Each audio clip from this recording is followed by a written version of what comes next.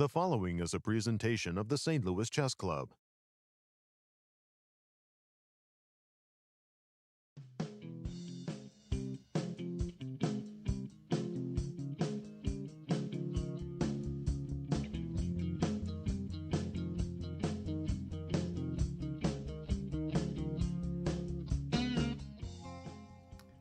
Hello everyone, and welcome to our summer chess class. Hi, Yasser. Begim, it's so wonderful to be with you. Yes, Yesterday we had a lot of fun. We're going to conspire to have more fun, right? Absolutely, Yasser. That's the plan. Hello everyone, and welcome to our show.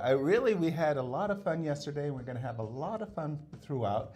Let's take a look at our standings for our two events, starting with Group A. Begim, please do the honors. So Group A standings are Pranav is leading the tournament with 1 point. All the rest of the group almost made a draw, and Abhi lost against Pranav. That's the situation for just one winner. And the standings in Group B, I think we had 3 winners actually. Yeah, Group B was eventful yesterday. Brendan Jacobson, Semyon Lomasov, Akshat won their games against Alexander Lenderman, Justin Wang, Luka Budisavljevic, and the rest of the games ended in a draw. Absolutely. And as we see the playing hall there at the Chase Hotel here in central west end of St. Louis, tell us about the format for the 2 tournaments.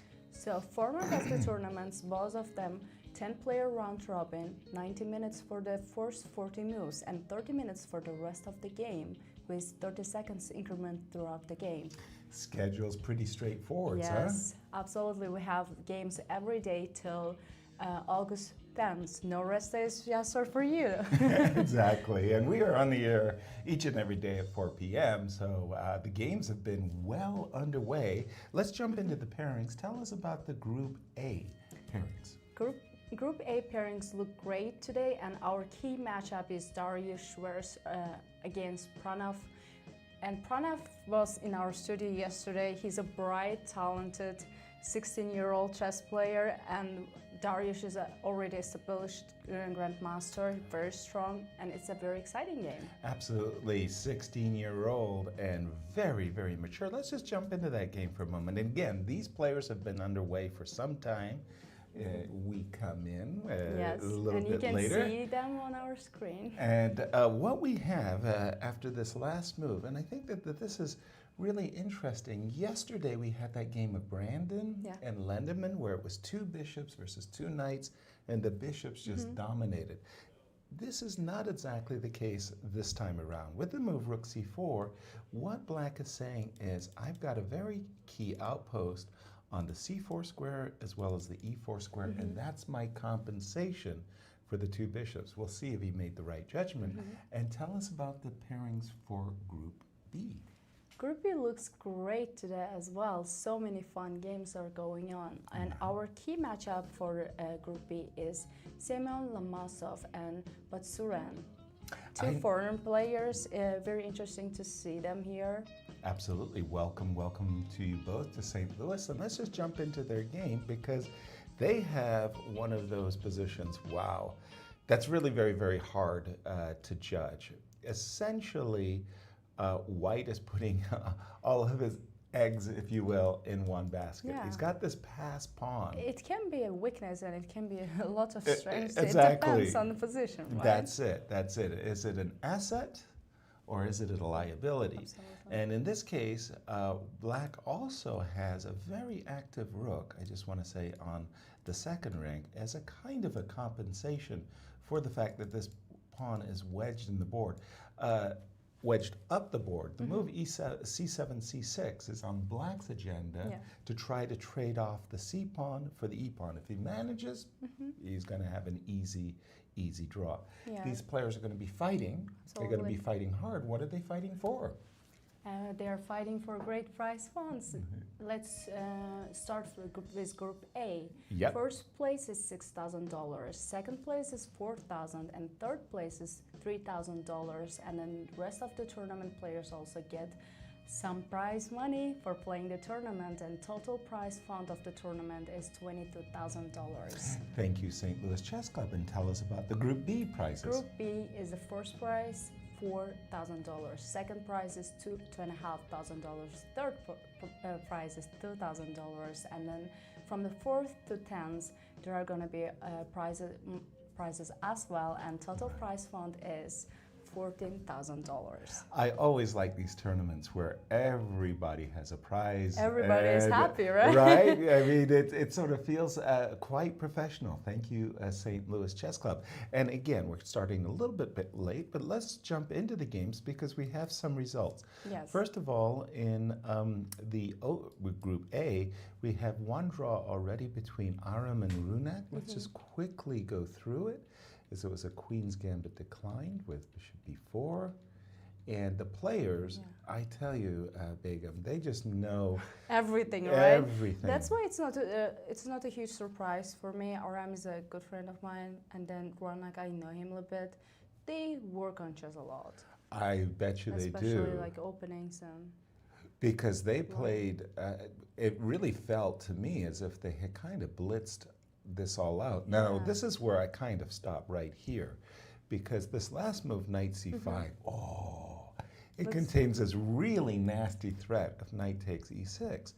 On the other hand, the reason I was stuck is because this bishop on c6, it's almost like an open invitation to moves like queen g5 and or rook g4, and I thought, whoa, you know, like I paused.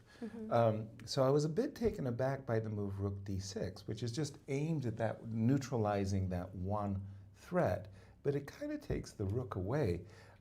Your take here? I just wonder after queen g5, g3, like what can you do?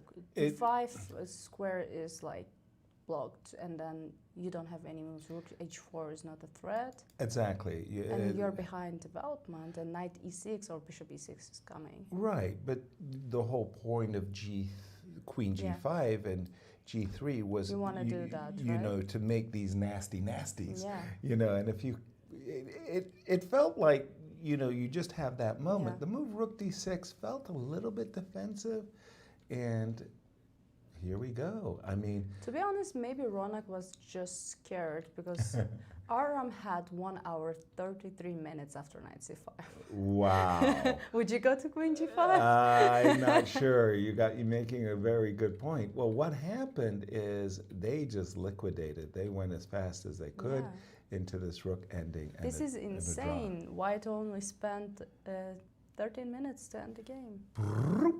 And done. And done. That was a draw. Let's go to the other section because we have two draws in that one. Our tournament leader, Brandon one of the Jacobs, leaders, absolutely. Well, actually, yes, two one of the juniors. leaders. Yes. We have Justin Wang and Brandon Jacobson. They just played each other in the U.S. Junior Championship. So you might say they know one another. Now, this move d4, again, as played in the World Championship matches between Nepo and Magnus, and it always struck me as a move you could not make.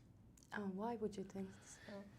Because first of all, in the opening, what we understand from the opening is we want our fair share of the center. We want to develop our pieces to effective squares.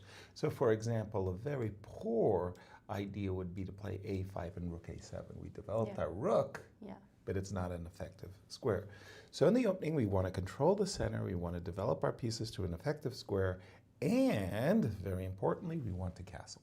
That's it. So those are our three goals. Now, when you play the move d5, d4, the pawn was already controlling the center.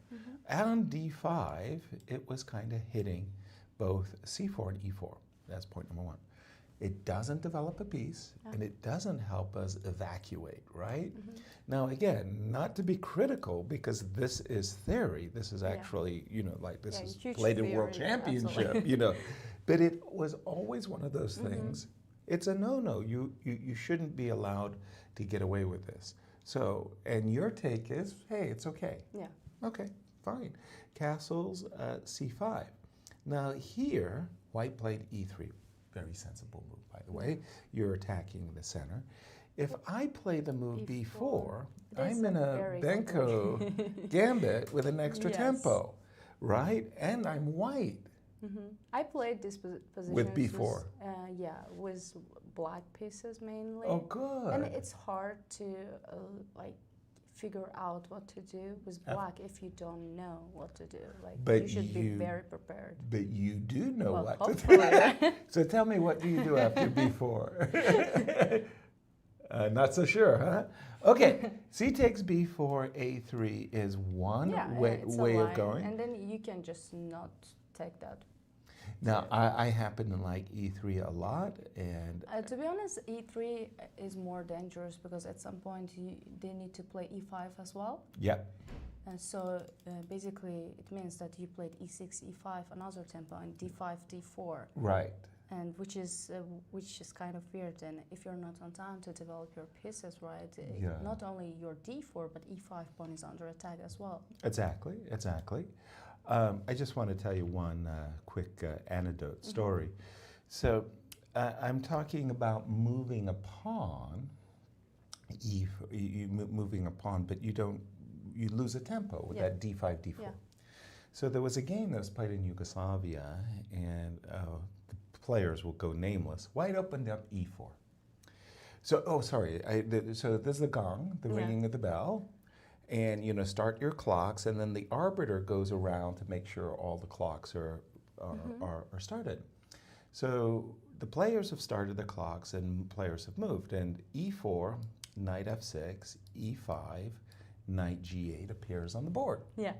The arbiter comes around and looks at the clocks and sees that the pawn is on e5, and he says, "Okay, gentlemen, please stop your jokes." And he puts the pawn back on e4. The white player slaps the hand of the arbiter. He says, "The pawn's on e5 and it's my turn." It's like, what? So here it's sort of like you play this move d5, d4, but if the knight was on c3, and then you could buy. It makes sense, right? Yeah, you it gain makes the sense. 10 pawn. Yeah. So, okay, and you were telling us that e5 is on black's agenda, bishop to g5. Now, here I have a small problem. So the small problem I'm having is that as white, it's actually pretty crucial, okay? Yeah. Should I play with a3 and a5 included? Yeah. That's a really, really important concept.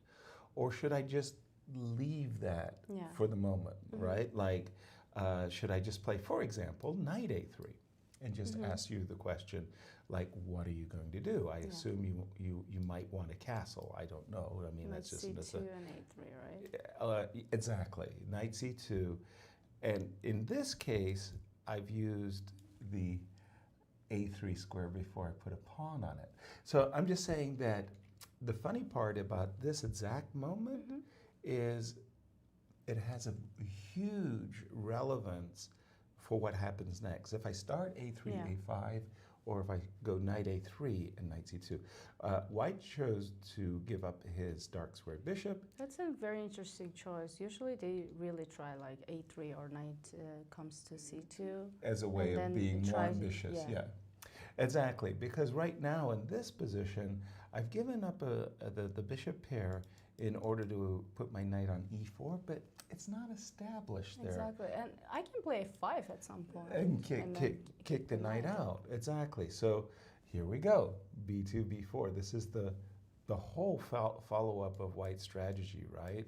Is to try to get this queenside expansion. Take, take, take, take. Oh, that was interesting. I thought wrongly, obviously, that White's intention was to play knight takes d4. He played rook b. No, he didn't. He wanted to. That makes sense. He wanted to include his rook b1. Exactly. Give me the tempo, queen, and I don't know. It is a weird repetition of the game. I don't know. Strange moment to agree to I feel a like draw, I would start playing this position. Right. And then when guys make a draw, women just start the game. Right. Here we go. Well, it's getting interesting. For example, with white, we would think, oh, b7 is a weakness. Let's try to attack it, right? Exactly. Something, I don't know whether it be knight c5 or whether it be knight c3, you'd be thinking in your mind like, hey, I'm going to go here, I'm going to go there, and maybe on a good day I'll put my knight on. Yeah, it's a very strange draw. To be honest, guys are very rational, I guess, very objective about positions like this. For example, women would never make a draw. They would try to push it, I guess, many of them. Yeah. And for example, Justin's view is he started the tournament badly, so he's slowing down. Right. I mean, so he doesn't get hurt even more, right? Draw is okay. And then Brandon is with black, draw is okay. Free day for me. There we go. Are you saying the women are more aggressive as chess players? Well, interesting. That's actually a good point. We'll have to ask the club about that. But why aren't there women competitors in the tournament? I don't have the answer. I promise not to have the answer either. Alexander Lendeman, who lost the first game against Brandon, he's with white, and they're playing a Tarash, and again, the same thing happened, right? He lost the game, and he's trying to just he doesn't want to make anything worse. You start with a loss is bad, but starting with two losses. Do you think it's a good strategy if you lose a game and then next day you try to just make a draw, simplify, without any risk, right? And then slowly come back. Right. So the idea was that the Soviets taught us that after a loss, you always make a draw, stop the bleeding, do it instantly. Yeah. I couldn't do that, and I never did that. I have a huge problems with that too. First of all, I was playing in American-Swiss tournaments. American-Swiss tournaments, you've got to score 80%, 90%. You score a loss, too bad for you. You better win the rest of the games if you want to win a prize. So I was never trained in this mentality of, take it easy. You was just pedal to the metal every game, and you were always playing for a win. And that carried over through much of my career. Much, much later, probably I'm in the candidates, playing in the candidates, when I really come to the realization that you have to score every game. Yeah. By scoring every game, that means at least making a draw. It's half a point, right? And you can win a lot of tournaments by not losing, I agree, which is kind of confounding, right? Because what? But yes. But it depends on the tournament, basically, right? If you're playing open tournaments, try to score more. If you're playing close tournaments like that, just score a point. Exactly. And the candidates obviously are close tournaments, round robins. And again, my training, my upbringing had been the American-Swiss. 100 players, and if you don't score 4.5 out of 5, you're going to go home crying. You're a fighter, Yasser. I had no choice. And for a lot of people, they always say, Bobby Fischer. He hated drawing. He hated making draws. Dude, look at his career. He's playing in these Swiss events. Now, where he had to win. Now we have knight g5, rook c8, rook c1, h3. Did you like that move? I'm sorry, knight e4. Absolutely. I mean, boy, that... It has a cute square on c5 too. Totally agreed. That's my opinion. That's a gorgeous outpost. Knight e4, knight c5 begs to be played. I'm really taken aback by this move, knight f3 by Alex. Maybe he thought after knight e4 they're still going to play knight b6 and he's not on time. For what? Because knight c4 is coming, so he wanted to maybe play knight f3, knight b6, knight e5 to control c4 square as well. So I'll toss in the move b2, b3, precisely because of what you just said, Begim, that you're ready to pounce on Can this. I take on e4? I know it shouldn't be that great. And then try rook d2? Rook d2. Then you can take on c8 and play rook c1, right? And then rook c7. Bishop is too strong. The bishop looks pretty good here, Yeah. right? The problem as I see it is you I might just get wanted into a to- little trouble here along the C file. Like I am, like you said, going to capture. Yeah. It, Well, I'm none of not this on happened, time. but for me, the move knight e4 I find extremely compelling. The move knight f3. Oh, yeah, here we go. His idea. Probably he thought knight on e5 is more useful than c5 or e4. Interesting Immediately, like judgment. trying to attack knight c6, knight e7, and a7. Yeah, interesting judgment call for me. I'm looking at this. You're like, what's That's a this? Rottweiler. Just a second, hold on. It's attacking b2. It's attacking e2. I'm not that happy a camper here as a white. Maybe he didn't understand that after your move knight e4, knight b6, b3, actually black doesn't have much, right? Yeah, this was a key moment. The players, after that moment had passed, kind of just hosed the pieces off the board. By the way, we're not forced to capture. You could play a move like bishop e4 and go into this type of an ending, which is similar to the game, except I've got b3. But the king is active. If you take rook d2, king f3 is also possible. I agree. That's a very not inconsiderable point. Maybe rook a2 is the problem. Rook a2, yeah. Maybe that's what he thought. Something of this nature. By the way, these particular endings were played by a grandmaster from Sweden. His name was Ulf Andersson, and he was this unbelievably technically gifted player. He became the number 3 player in the world, Ulf Andersson did, and he loved these Catalan type endings. For those of you looking to study and improve your games, look at the games of Ulf Andersson. All right. I should do the same. Yeah, exactly. Let's just jump while we're here to our interview from yesterday. Akshat Chandra. Akshat came in. When I came years and years ago to the St. Louis Chess Club, I had some lessons. Well, lessons is a strong word. I had some trainings with Akshat, and he was a young IM at the time, and he was thinking of going to SLU and so on, and he's really improved a great deal, not because of our trainings, but rather he just improved because he works really hard on his game. Today he's playing against Elshan. Elshan has one of those worst numbers that you can draw. You go to the drawing of lots and it's like, please, dear Lord, don't give me 2 blacks in a row. Some people pray for real.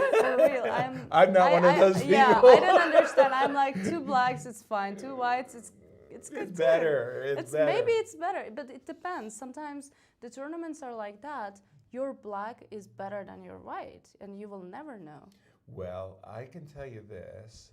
I think in my career, every time I played in a round robin, every time, and I drew the number 1 number, I won the tournament. Oh, really? Every time. Usually number 1 is not good for me. I get the 2 whites, I get black in the last round. By that time, the tournament's more or less decided.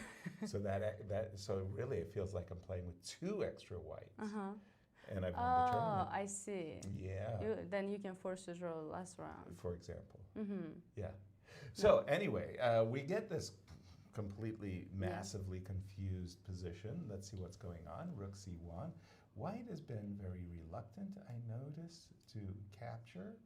And I think that has to do with some kind of a hosing, a clearance. I think if you take immediately, they can take and play c5 maybe. c5 or e5? e5, which is really kind of funny, right? Takes. It's like this complete vacuum cleaning. Yeah, probably that was his idea. Right. Was rook a5. And that was why Akshat played the move rook ac1, kind of saying, and so sort of saying, well, if we get to that variation, my rook is going to be better on c1 than on a1. Let's continue. Queen a8. Confused. I wonder if it's knight f7, bishop c7 is an idea. Knight f7, king f7, bishop f7 is definitely an idea because there's a lot of... Rook h5 is a move too. Like rook h5, bishop g4, maybe takes, bishop. Wow, rook, zing, zang, bing, bing, bang. I mean, you can also protect the knight. It's still not I was Maybe far with the more queen? cautious. Maybe with the queen. I was hoping maybe... You want to take it? Yeah, I mean, if we get a variation where I end up taking the rook, and I kind of wanted my queen over. Intriguing. Unfortunately, it's not working, most probably. Yeah, knight takes, queen takes and e5. Kind of, they did go directly, and at the end of the day, Akshat said, "Give me the pawn. Yeah. I'm a pawn up. What do you got? I'm gonna go." On a good day, I'm going to go queen d4, rook d1, bring my knight back. When you Life can is win good. the pawn, why to calculate sacrifice? Good point. I mean, I guess you've been reading my books. I've read it all. Yeah, knight c5, and we've caught up with the players. Your immediate reaction, do you like the dynamic play that black has, or do you like the pawn? I love the pawn here. You love the pawn. Yeah, I don't think and then even like g3, f2, h3 pawns are so great protecting the king, right? Exactly. Okay, and then slowly I'm taking over. As long as I don't play f4, too soon. Too soon, I should be fine. Get caught in some very, very nasty. Okay, so let me play my natural attacking brand of chess. Interesting. What historians will call heroic, but we'll leave it to the historians to make that determination. Queen g4, okay. King g2. King g2, good move. Bishop c5. Thank you, Yasser. Can I play f3? That's the question. Yeah, I think that's f3, knight d3, I should be fine. You know what? You played King g2. Oh. Let me just, I mean... You're trying to trick me here. Yes. No, Queen g4 is a great move. After rook h5... Maybe I have some potential for the pawn again. No, you absolutely do have potential for the pawn. Oh, well, thank you. But pawn looks good. Pawn does look good. But how to protect my h2 pawn? That's the question too. King g2 is a bad move. Maybe you're walking into something. So queen g4. Okay, I should be more careful and then play rook e1. Rook e1. So I shouldn't make any weaknesses, I guess. No weaknesses for me. Knight d3 now. Knight d3 now. Maybe b4 even possible. Yeah, vis-a-vis the queen on the fourth rank kind of means that you are in a pin. Yeah. Not necessarily that I want to play rook d5, only just to recognize that the move rook d5 is available. It's on tap. I have seen many a time these kinds of sacrifices. But is it working? I don't think it's working now. Probably not. Because knight g2 is a great I'm protecting, I'm protecting everything. So for example, right? I wonder rook h2 is a move. Probably rook, worst case, I can play rook g1 and then knight g2 this is where you got your well. knight g2 because you spoke about that kind of a defensive Knight move. is a great right. defense. But even without sacrificing, these positions. These positions.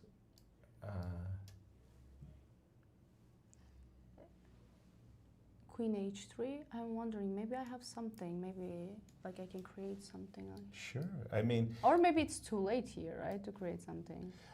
My point was even without sacrificing and the rook or bishop, I think still black can put some pressure. Exactly. But they should be more precise than we are, because it's not our pieces, so we're just like... Well, that's the beauty about being commentating. a commentator. You just give them away for free. Right, no problem. We got this. My move bishop b6, by the way, may have been too encouraging. Maybe I should just start. Yeah. With the whole rook h5, queen h3 business, because it does require in this particular moment. The knight is hanging, yeah, that's a huge problem. The desirable queen e2, well, you're just hanging the knight. So there is That's the question I was asking. How am I protecting h2 pawn? I would guess you're going to go queen c2. And just Is it actually possible to play rook h5 immediately instead of queen g4? Okay, now we're really getting into it. Queen h3 immediately. Or rook h5. I just want to be more like. Okay, knight we c5. are here. Yeah. And if you go queen h3, then I can go queen f1. That's the problem. If I play rook h5, then we are not pinning the e4 pawn, actually. And we are just attacking, because it just so happens... so queen g4 is very important. Yeah, exactly. I'm getting... we're not letting them consolidate their position. Bingo. We'll leave that to brew. Again, let's go to our marquee matchup game. That's the one of Semyon. And when we left it, we just left it very few scant moves ago. We had h4 on the board, h5, rook e8, rook c1. We're caught up with the players now. I'm a little bit confounded.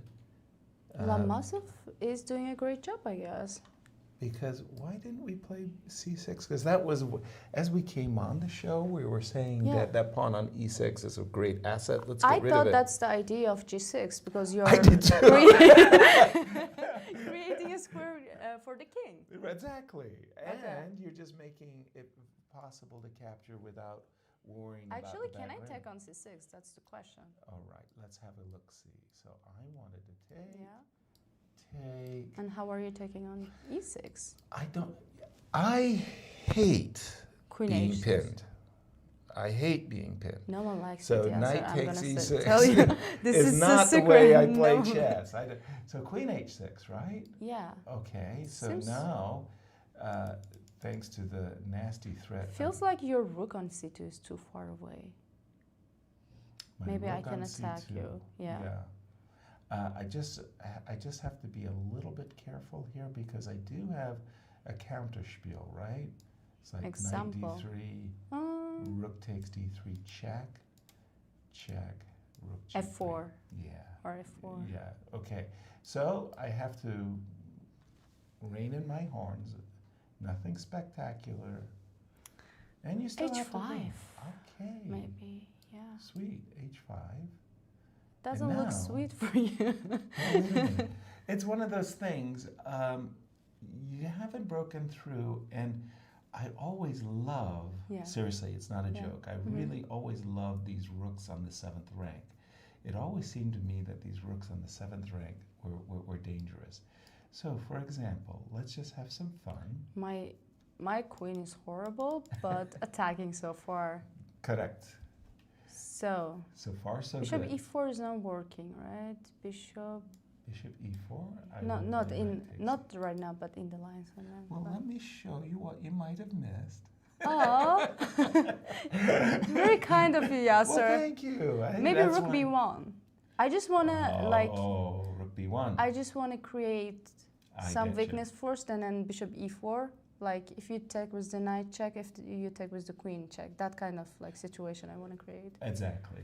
So I mean, in view of this very, very nasty back rank check, I better go back. Yeah, I better be able to block the check. Now, if I exchange the rook, suddenly my position is horrible because of the queen, right? Correct.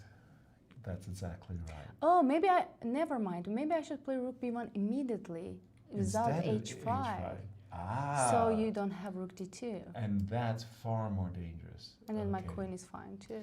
And by the way, this for the audience is exactly the way chess players think. This is exactly right. We look at a position, we go down a certain pathway, and we come to the conclusion, wait a minute, hold on, if I play h5, my queen could get trapped. Jeez, I don't like that. And I know, because of that move rook d2, I'm going to play rook b1 right away. And now we go, of course, that makes perfect sense. White's looking like good, they're right? enjoying the position. I don't like it for black, which is probably why black played instead. Sorry. King G7, H5, Rook E8, and this is, we're up to date with the position. And it's interesting to see the players. It seems like Batsuren is very calm, while Lomasov is like nervous, but even though his position looks better. Well, I must say that I'm looking, it's pretty simple.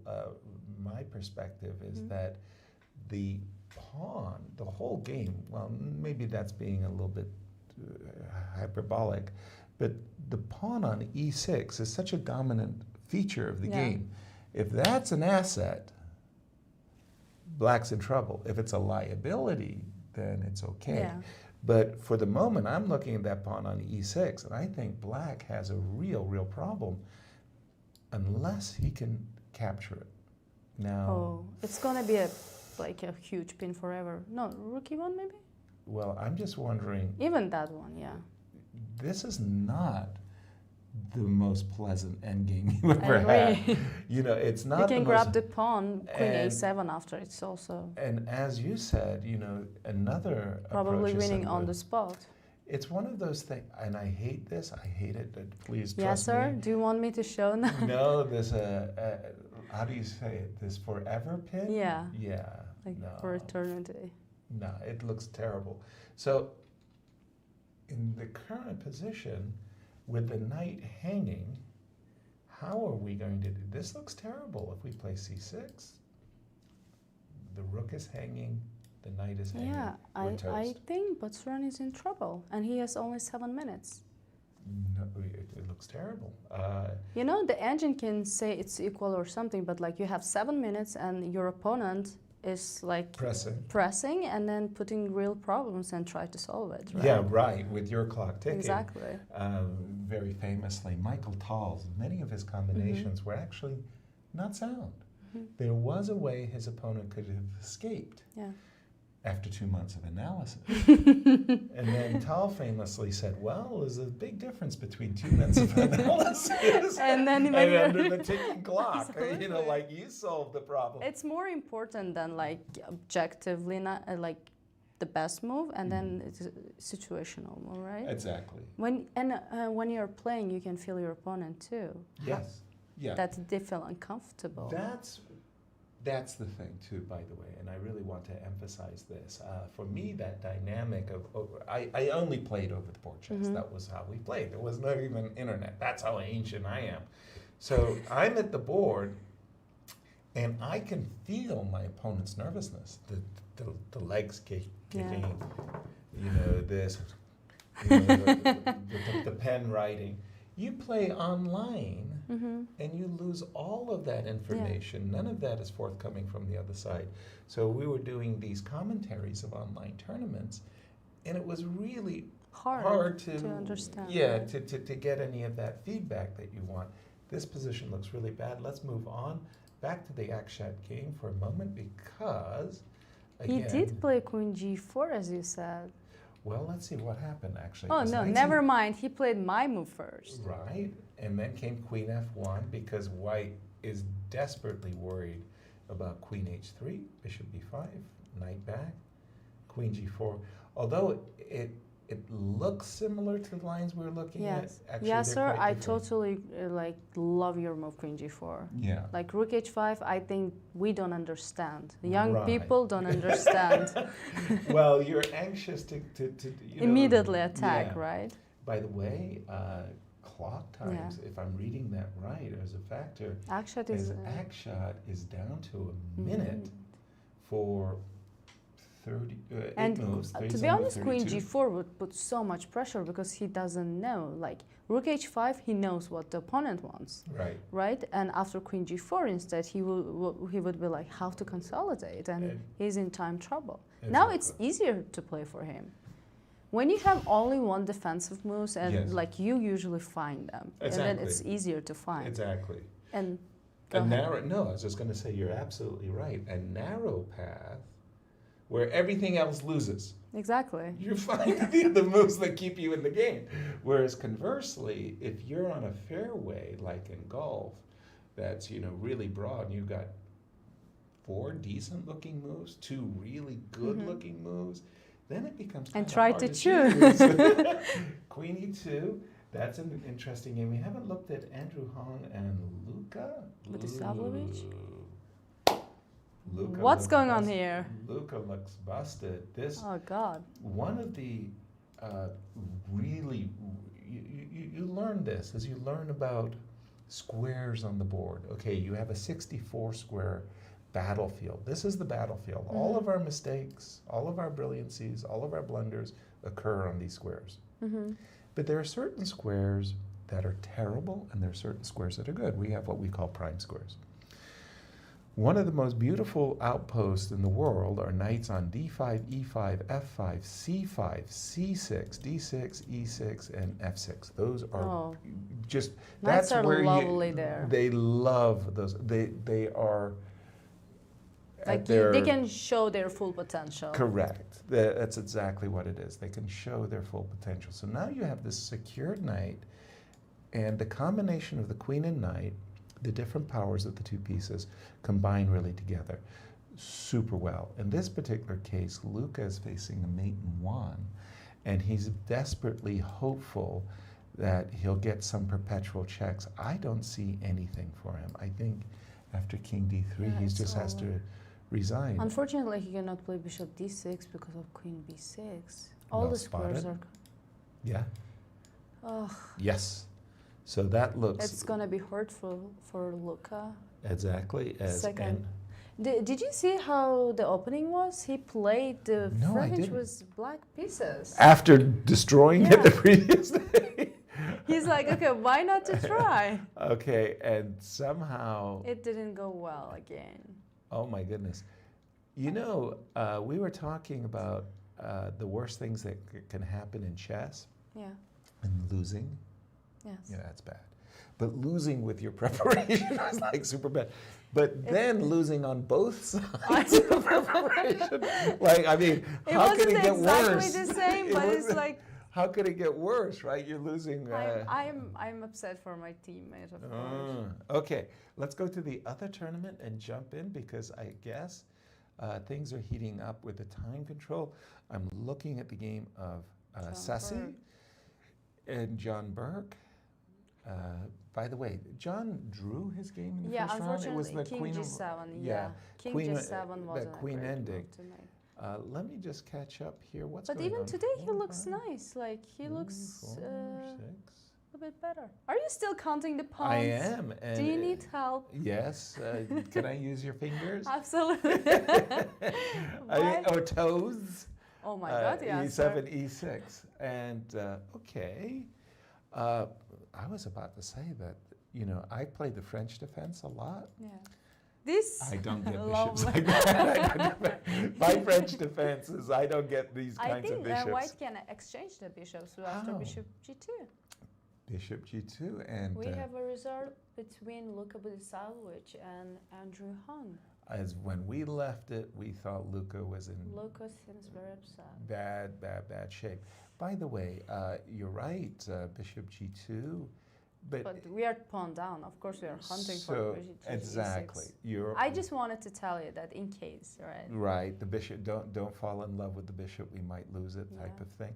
Okay. Now here, the reason why I really liked your bishop g2 move as opposed to bishop h3, and it's one of those things that you just it becomes a kind of a second nature to you. You're always worried about your king position. That's one of the 5 elements of chess, right? Space, time, force, pawn structure. King position. So your king position, whose king is more vulnerable? When you have your pawn on f4, there's always a chance that the diagonal, right? So I see the move bishop h3, and I think to myself, can I play the move c5? Yes or no? I mean, you're probably going to take, right? Take. Because one of the things you don't want to do when I've got a bishop... Okay, so now you won your pawn back and you can congratulate yourself, except for one small detail. Maybe these pawns are a little bit more I mean, if I effective. can play queen d5, a5, And then G5 Oh, next. stop, It's just like I'm attacking. That would be overkill. So my first take is I think I like John's position a little bit more. Now I can also include the move Rook F6, potentially forcing you to play Rook E1, where I might entertain ideas of Queen E2 as well as C5. I think John is the bishop the choice. is so strong on D5. Maybe bishop G2 had to be considered. Absolutely, I liked it more, neutralizing that bishop. Now let's go to the game of Nikolas and Illia. Now for me, Illia is one of those players that when you see him playing in these opens, he's really dangerous. Like, he wins a lot of these open tournaments. That is true. Then you see him playing in round robins, and Something he's Mr. happens. Conservative. Yeah. It's like he turns a switch. On open tournaments, he's dynamic.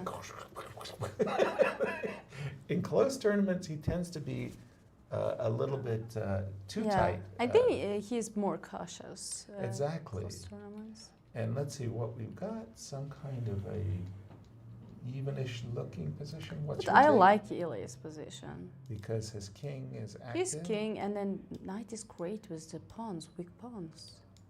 Knight is going to attack a lot of pawns here.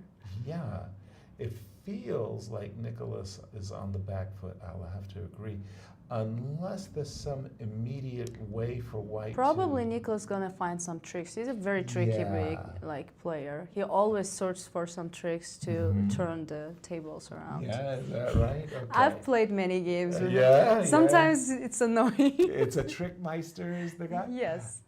For me, forgetting about their standings in the tournaments for just a moment, I would have said coming into this event that these two players, Benjamin Bach, I know from Holland, I think it's a little bit overstated to call Benjamin a prodigy, but let's say he was really, really, really good as a teen. We knew he was a great talent and he was going to become a grandmaster. Yeah. Stop. The question is, would he become a dominant player in Holland, play in the national championships, win them, play on the Olympic teams and that kind of thing?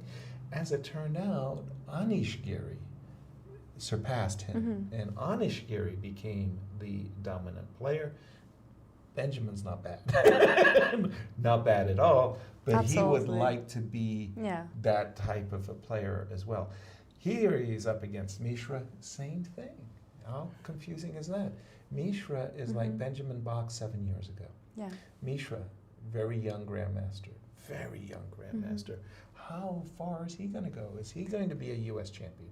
Is he going to dominate the Olympic teams? Is he going to the candidates like Anish Giri? Yeah, that's an interesting question. I was actually was around like doing my job, social media during the juniors, so I had to interview people, right? And then Mishra was one of them. Absolutely. And we had a couple of like interesting conversations, and it feels like he's very determined and he loves chess. Right. And he was so excited, like last round after his game, Yeah. he didn't go to his hotel, he was just watching. Like on my laptop, he was watching the games, Just like jumping and yeah, pacing. very excited and nervous about like winning the tournament as well, because for him, this tournament win means that qualifying for the US champs.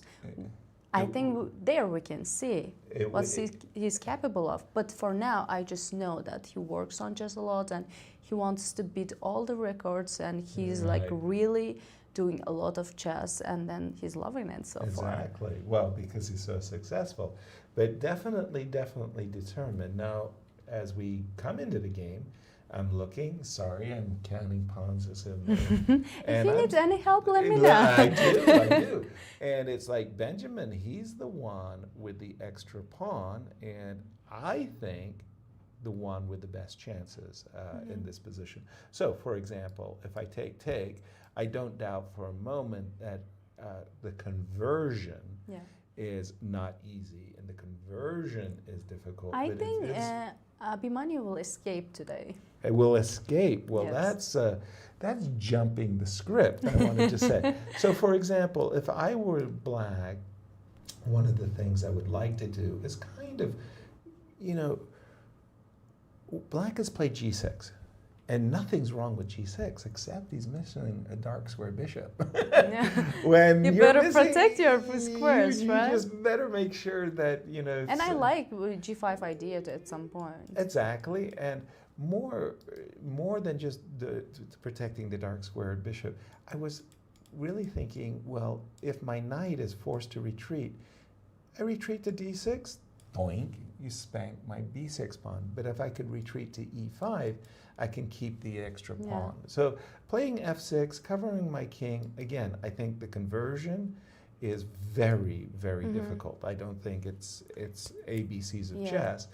But I do think that Benjamin is for choice, and Mishra will be a little bit unhappy.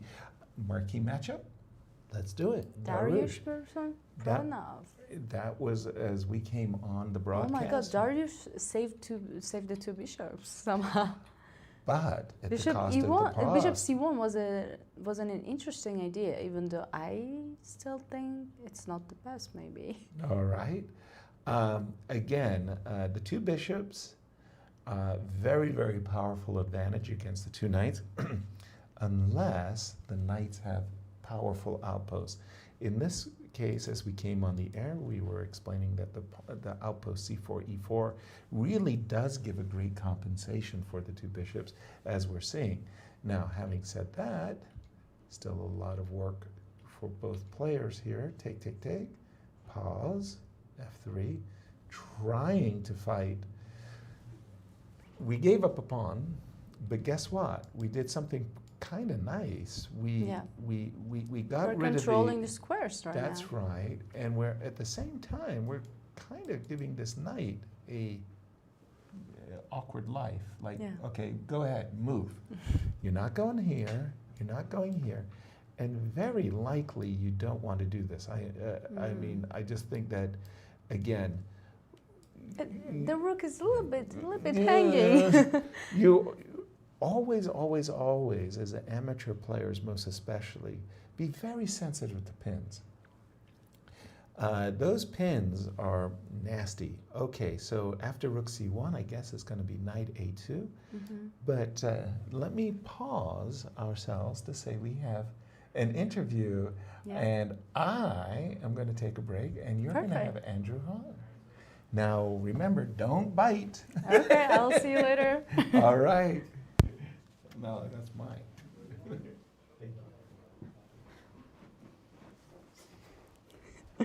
Congratulations.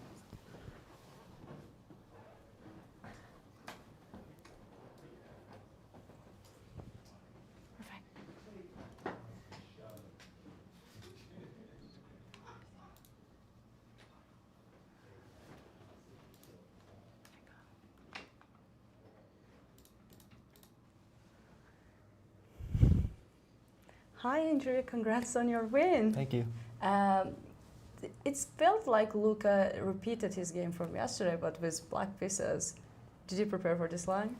So he played this yesterday with the white pieces, and so I thought it was pretty interesting that he repeated it. I wasn't really expecting this, but I remembered I had some little idea, little try from I analyzed before, and luckily I was able to recall it. So that was pretty convenient. He made an improvement, right? He didn't play exactly the same way his opponent did yesterday. Yeah, actually, yesterday he played, instead of the main line, he played this very interesting try with rook b3 and bishop a4. And this line ends in a draw. But wait, you made an improvement, not him. Yeah, well, I just went for one of the other lines. I think this whole line's probably a draw with best play. So. Were you surprised by the line, or were you like ready? I wasn't surprised, but I wasn't like completely ready, so I was like in between. I didn't expect this, but I knew sort of what to do. So, yeah. So he was blitzing out the moves. He had 1 hour 37 minutes. Do you think he missed rook c6, or he forgot his line, or it's just like after this? I think this move f5 he didn't expect. I think he told me that he was only ready for like move knight b1 here. But after f5, he had to start thinking on his own.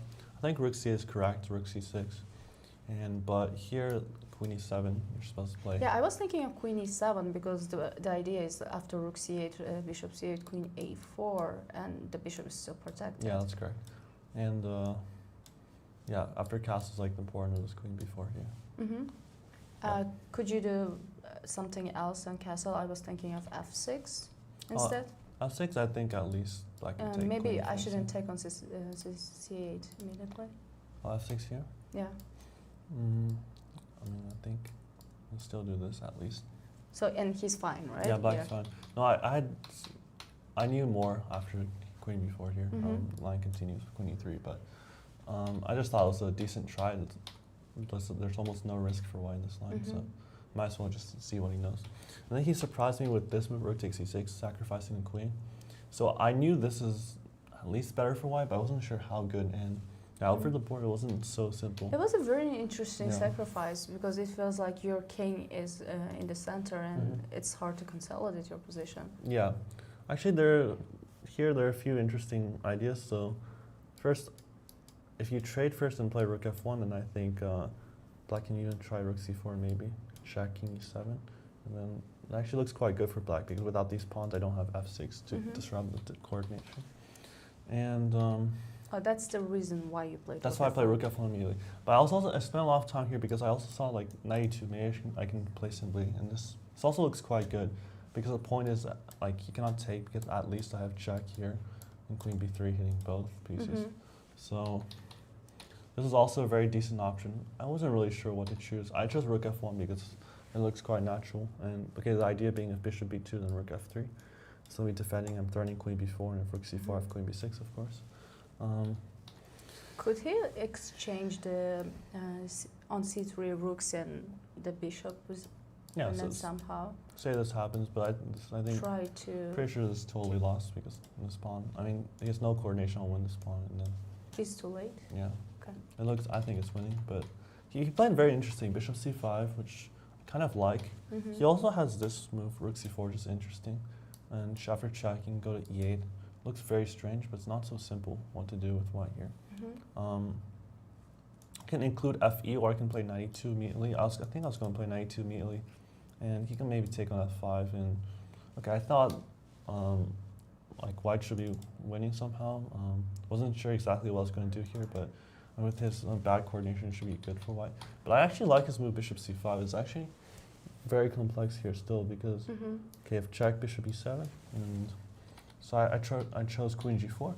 Queen f4 is also an option because he cannot take because d5 pawn hitting, but here I was afraid of rook e8 actually, and he's lining up on my king, and so it's a very complicated position. What was the crucial mistake from him?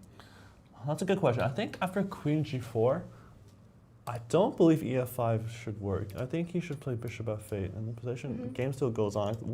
I'm sure white's definitely better, but still, like bishop f8 is a weird move to make. Yeah, rook f3, and then the key black should play like this. I think rook c4, cutting off my queen, and then just king c8. Okay. So after his move, was it already lost? Can we go back to the game? For ef5, I think here I could take here, but I think king d1 is also good. I'm pretty sure this should be winning. I didn't see clear what he can do here. I think it was important that for rook g6 I have takes, and then now rook e1. Okay. And the point is like that's why I took on h7 because here this pin doesn't work because it's queen h4.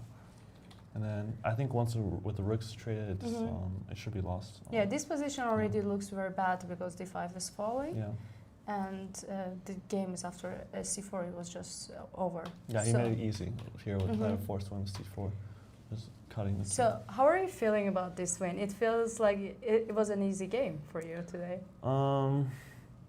I wouldn't call it an easy win. I respect my opponents a lot, but it's definitely nice to get a win to start after a subpar game yesterday. But yeah, I'll take it. Awesome, congrats and good luck with the tournament. Thank you. So we're back to Lomasov's game, who just won. We stopped after h5 here, and Black played rook e8, rook ac1, takes, knight a6, and he played h6, king f8, which is already queen. After queen a7, it looks winning for him. Black tried queen d6. After bishop c6, unfortunately, they cannot protect their position anymore. Rook f1 is a very good move. After rook a7, queen a8. Hi. Hi. Hi, Semyon. It's good to have you here. Congrats on your win. Can you, Thank you. please tell us about the game a little bit? Yeah, sure. It was an interesting game. I chose an opening that I don't normally play. So d4 for d4. Yes. Kind of has this reputation of, you know, something where it's not easy to find a win and even an advantage, but the positions are always unclear. Yeah, I played with black as well, and it's like, and also Yasser was mentioning that how complicated these positions can be.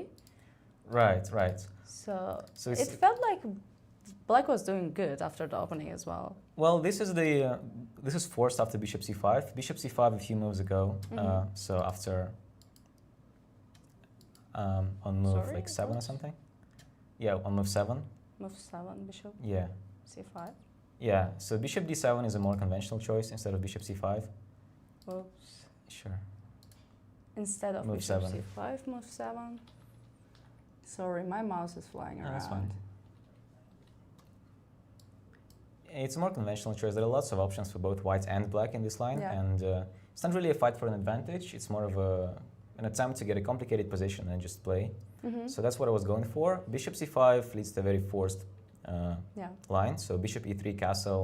This has been played many, many times. It's not like I haven't come up with anything just Yeah. yet. So takes, bishop c5. Yeah, takes. Pretty much the position after knight c3, rook c2, queen d4 is, you know, one of the like almost forced, you could say. Yeah. So a few moves. Yeah, queen d4. And I think knight e6 is the move that, Knight e6 instead Yeah. of bishop e6, right? yeah, that sort of that has been Queen played. e3 most probably. Yeah, it could be queen e3. It's a very complex position. Again, I wasn't really I don't hoping want to say. No, queen d3, it has been played. I'm not revealing much by saying that, you know, Of course. by saying the first line of the engine. Rook b2, and it's like a complex position. It's a mess. Yeah, I thought that if you did that, you would have great chances for a draw. It seems Yeah. pretty equal. Not much I also to press. think knight e6 looks good, and we saw how in the game he was struggling. He didn't have any squares to put the knight, and eventually it was lost, basically, You're right? That's true. I would say that it does seem a little counterintuitive, at least to me. So to me, bishop e6 would seem more normal. Yeah. And I think if I didn't know the computer evaluation, I would say, okay, bishop e6 is probably best. Here, I thought, if I remembered correctly, white was supposed to be better. But yeah, I didn't know how, so just kept playing. Yeah, rook fd1, f6. Knight e5. How do you feel about f6 move? I would be scared to play that. It feels like my rook's kind of stuck there, and then now I'm weakening my king. You're right, you're right. On the other hand, it's not easy to come up with a good move. So I was looking at something like h6 or king h8, just to kind of, you know, do something. But I'm not sure. It's hard to make moves for both sides because I don't have a clear plan, but Yeah. like also And he a doesn't clear have plan. a clear plan too, Yeah. right? Because knight needs to be here to protect the kind of like weird rook here, right? Exactly, exactly. Yeah, I get that. But f6 is, I mean, it's a very human move, but I think I got kind of lucky that there was this e6 thing. Again, I wasn't really like hoping for any win. I was just making Just my a moves. playing. Yeah. And what do you think about this pawn? It's like it can be a liability and it can be a very like a very strong pawn, right? Were you a little bit worried that you might lose the pawn? Yeah, absolutely. I mean, I didn't really calculate too much because it's, well, there are too many things to calculate, Yeah. but I saw that I always had this bishop b3, knight takes b3, a takes b3, Yeah. and at the very least I'll make a draw because I'll take on a7. So I was like, okay, if I'm losing the a6 pawn, You're sorry, grabbing e6 the A pawn, right? Yeah, at least I'm making a draw. I think if I didn't have this resource, I would be twice as worried, but Okay. you know, it was fine at the end. Rook d8, queen e3. G6. Yeah. So h4, and after that, he played king g7. So we were trying to figure out. We thought with Yasser, his idea of playing g6 was to create a g7 square for the king, so he can play c6. Can he play c6? I think c6 is bad because of bishop b3. Bishop b3? Yeah, so generally my idea is bishop b3 everywhere. That's why I played g6, because the threat was bishop b3. Yeah. The point is, knight takes, let's say I take with the pawn. Okay. And then it's very important to have this move rook to c6, right, with black. And if black has rook c6, I thought... If I take, you just take. Yeah, I'd it's take. horrible. And but again, if black has rook c6, let's say at the end, so takes rook c6, it becomes not as clear. Yeah. So but c6, it's blocked. Exactly. So that's why I didn't play bishop b3 myself, but also why he didn't play c6. For some reason, we were just looking at bishop c6, which was already like not that easy too. Even if they take this pawn, the king is too weak. You're right. For example, taking knight e6, queen h6, queen e6, queen h6 lines. Good point. Well, I was focused on the e6 pawn. Yeah, it feels like after bishop b3, they just don't have much. Options yeah, there I think already. it's over. I thought king g7 was good. I also thought about rook d6, although I wasn't sure. Rook d6 Yeah. instead of king g7? Yeah, I mean, I didn't have that much time. It doesn't show it right here, but I had about 20 minutes for 20 moves. So I couldn't afford to spend too much time calculating. So I kind of started playing with my guts. You know, h4, h5, you know, the move that's somehow always the best, h4, h5. Yeah, it feels very natural and then right moves, right? Because rook is here stuck again. Yeah, I think I got a little lucky about this rook e8, 22. Because I think if you played rook d6 here, or say g takes h5 or rook d6, it could be a little more difficult for me. Yeah. After rook e8, I thought rook c1 just ended the game. So that was good. Yeah. I don't see any defense for black here, and then it was a very cute move, e7 and rook f1. Yeah, so I really liked it, end of the game. Thank you. Yeah, I didn't see it at the beginning. I was gonna play bishop b3. Let's say it's on move 27 instead of bishop c6. I was just gonna play bishop b3, and I'm like, all right, whatever. I'm a pawn up. My king is better. His knight is terrible. I'm just gonna play. But then I saw this e7 move. And I thought, okay, I have to do this. Yeah, you had to do that. Yeah. It's very cute. Congrats on your win. It was a great start actually for you. How are you feeling to be in St. Louis actually? I'm feeling amazing. I've never been here. Yeah, it's your first time here, right? Yeah, but I'm really enjoying it. And obviously, if I started 0 out of 2, that could be a little different. But especially at 2 out of 2, it's good. It's wonderful. And good luck with the rest of the tournament. Thank you. Thank you. So let's jump into Akshat Chandra versus Elshan.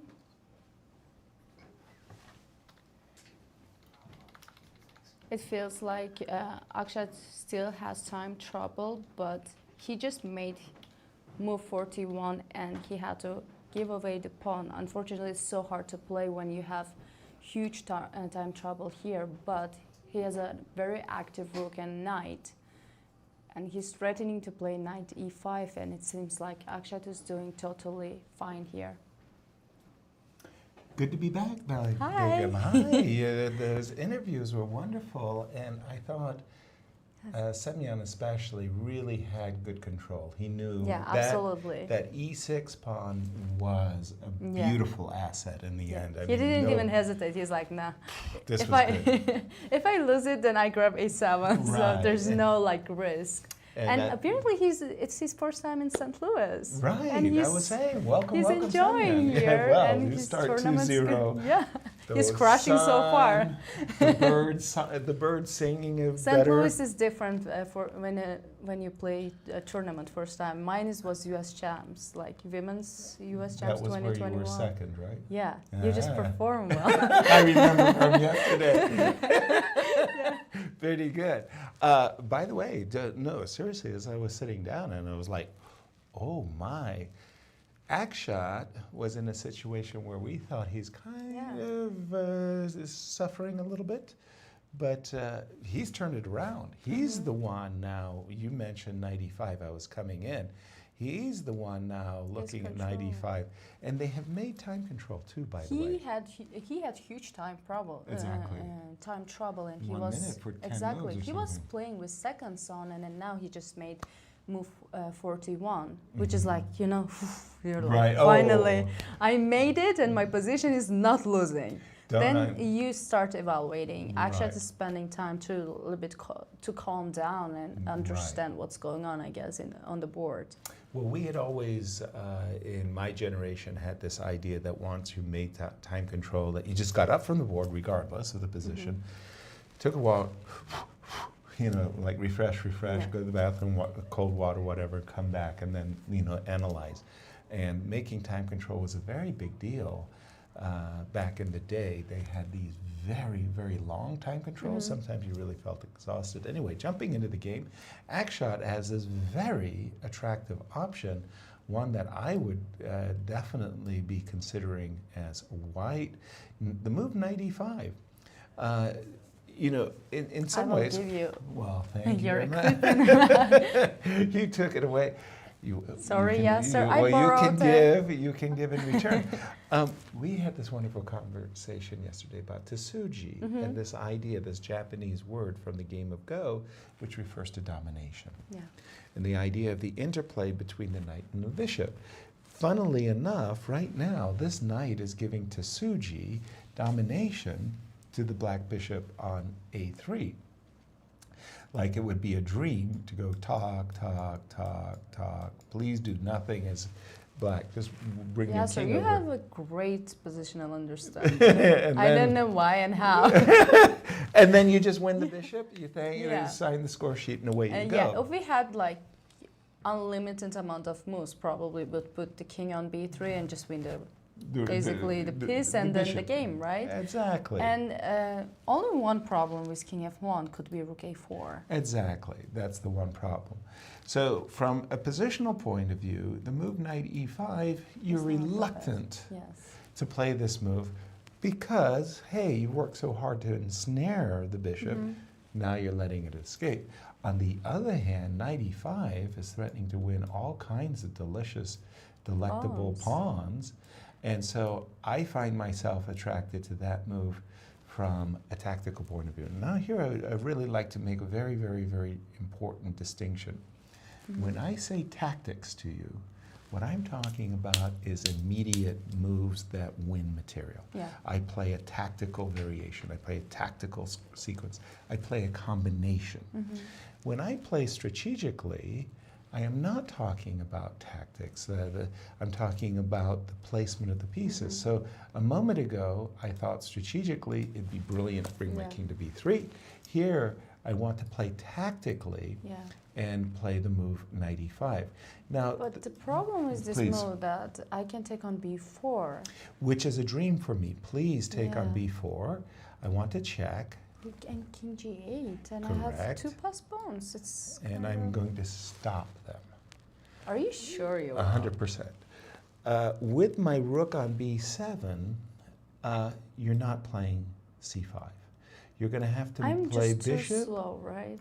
b4, c5. I was thinking rook c8, knight g4, bishop f8. Then you can play knight f6, rook h7, checkmate. Oh, you're a very kind person. I mean, to let me I'm checkmate. kind to my opponents, not to myself. Right? Exactly. As I see it, the move knight e5, the drawback of the move knight e5 is there's an awkward moment where the rook and the knight are not in perfect harmony. Yeah.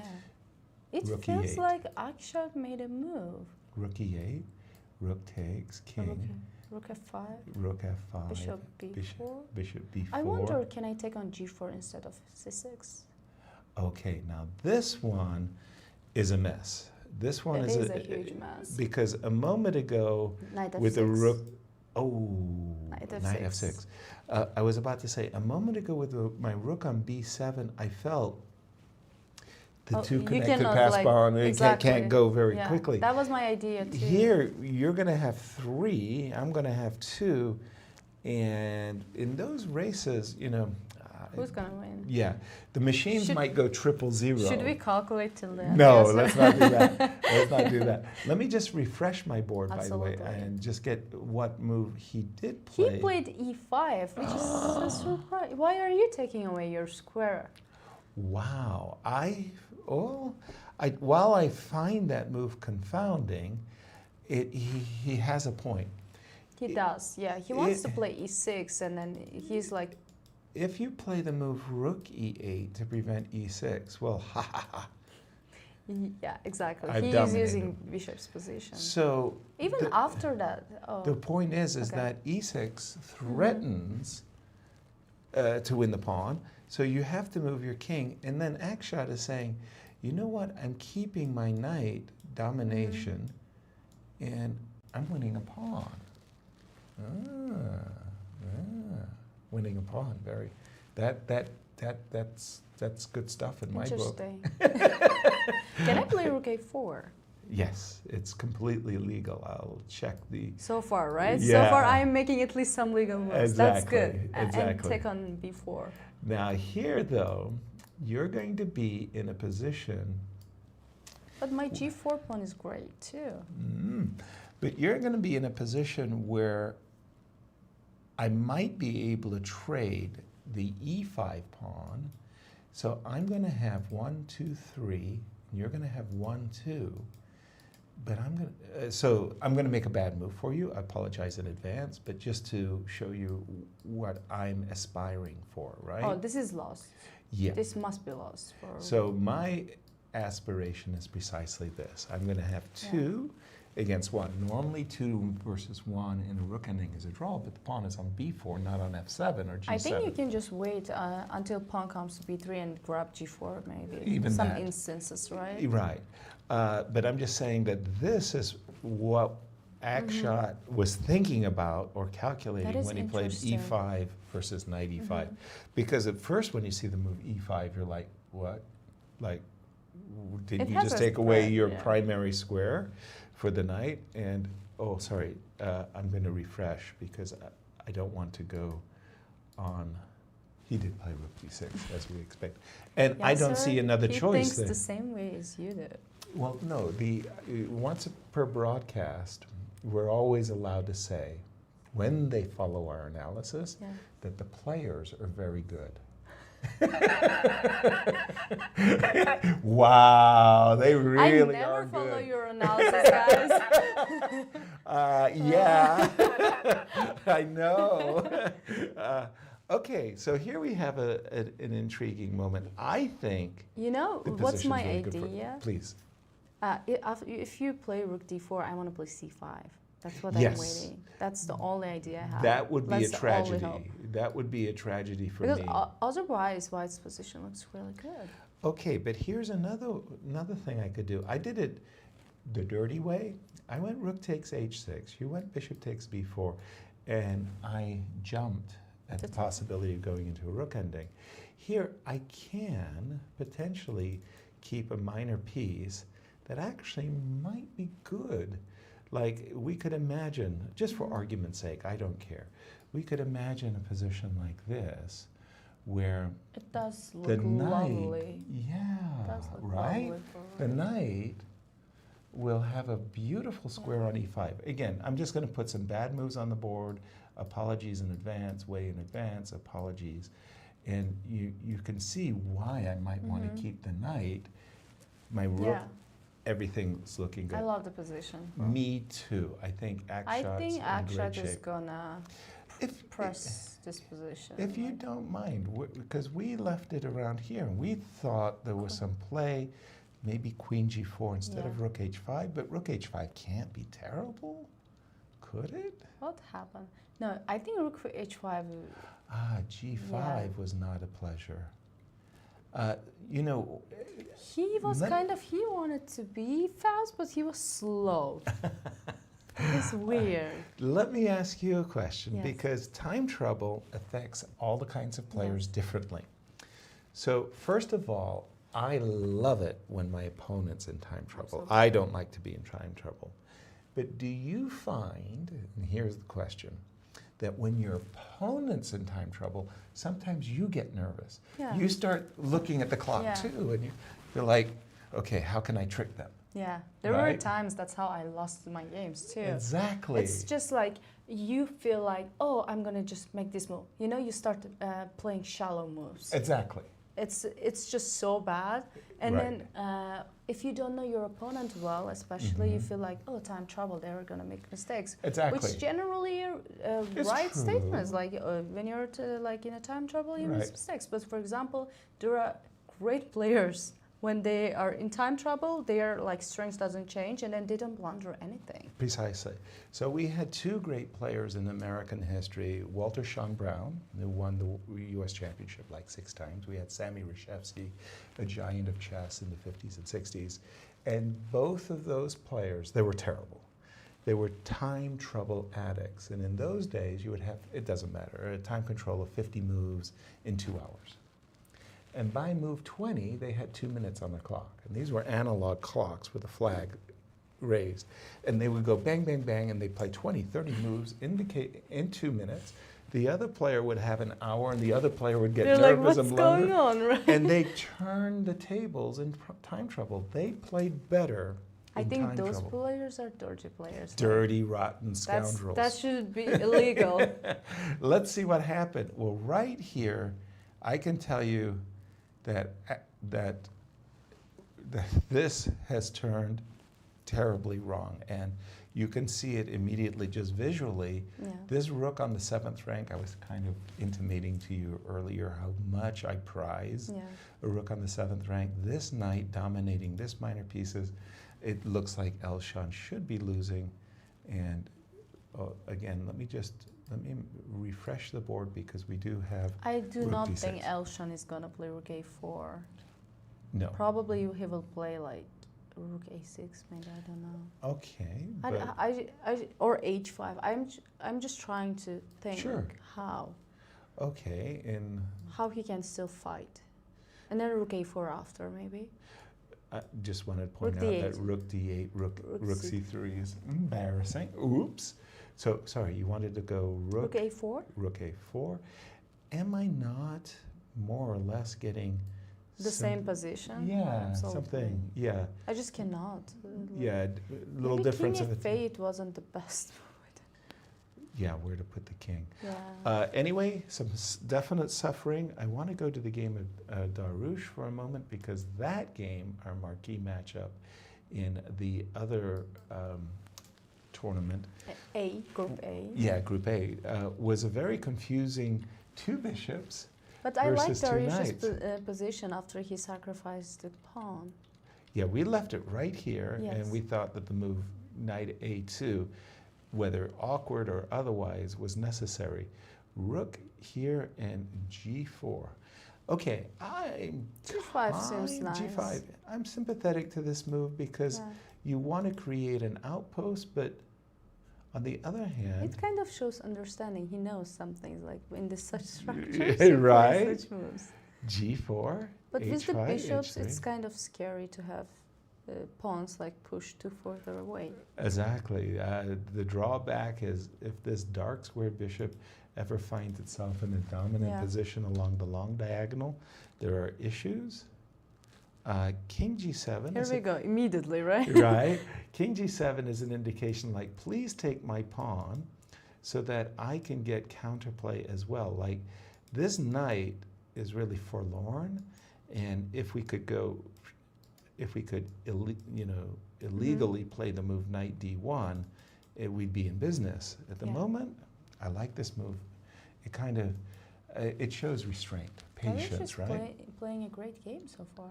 It's impressive, no question. And now he gives up his bishop, but okay. Counterplay here with the rook. And then look, after g4, f3, the knight is still limited. Exactly. Again, kind of this domination of the knight. This is a very cute pawn structure. Right. And you immediately think to yourself, well, how do I get some better circuit? Yeah. All right, we'll keep this up. Keep going here. a5. Okay, here's a better circuit, like knight d7. And if you take, he did. He took, and now rook e6. Rook takes b4, and now black It's a very interesting is a position. pawn down. To be but honest, fighting. even after after I play e6, like I'm E6, creating. takes, takes. No, rook e7, yes. Oh, apologies. Yes, even better. I'm Rook tricking you. Yeah, you certainly are. Just a second. Well, in that case, e6 might just win on the spot. I apologize. Is it? Knight e5 is the move though. Knight e5? Take on. I cannot take on f3 because king f2 and then rook g8 is a threat, right? Right. And if you do something like this, that's just a temporary, not allowing the old Arabian mate. No, you can't even play rook g8. Oh, king f6.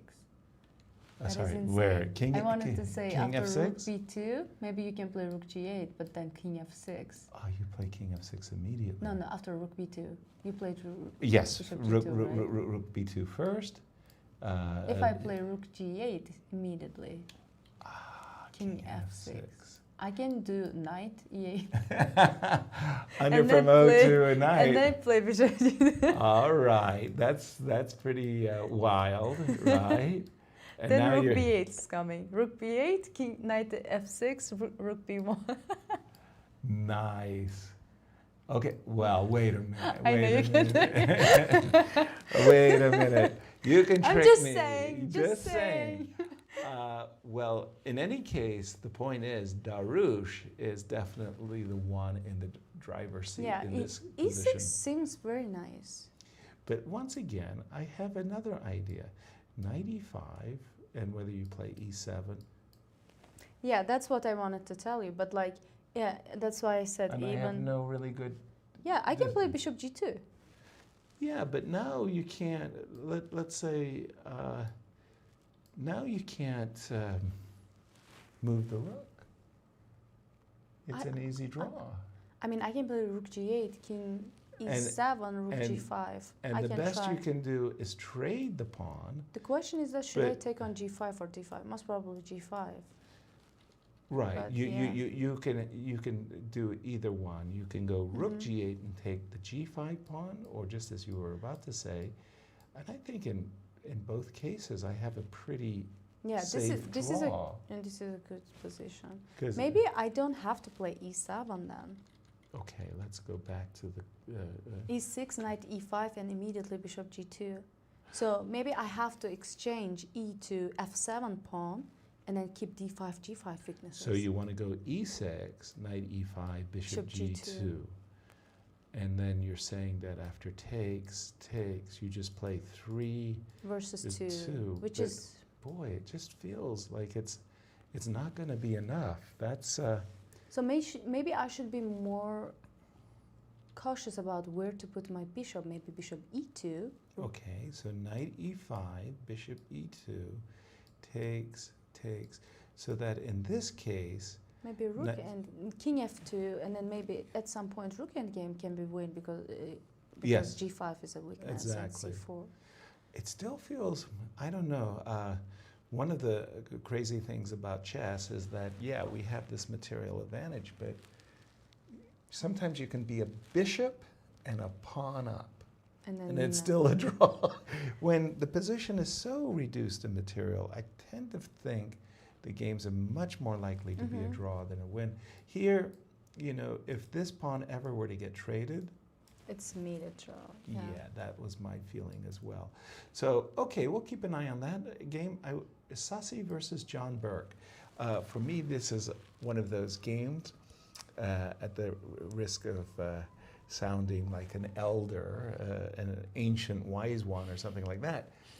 Master versus student, the professor versus the student, right? As Sasi has been in the top of chess for a long while. John is trying to get his bones, earn his respect at the chessboard.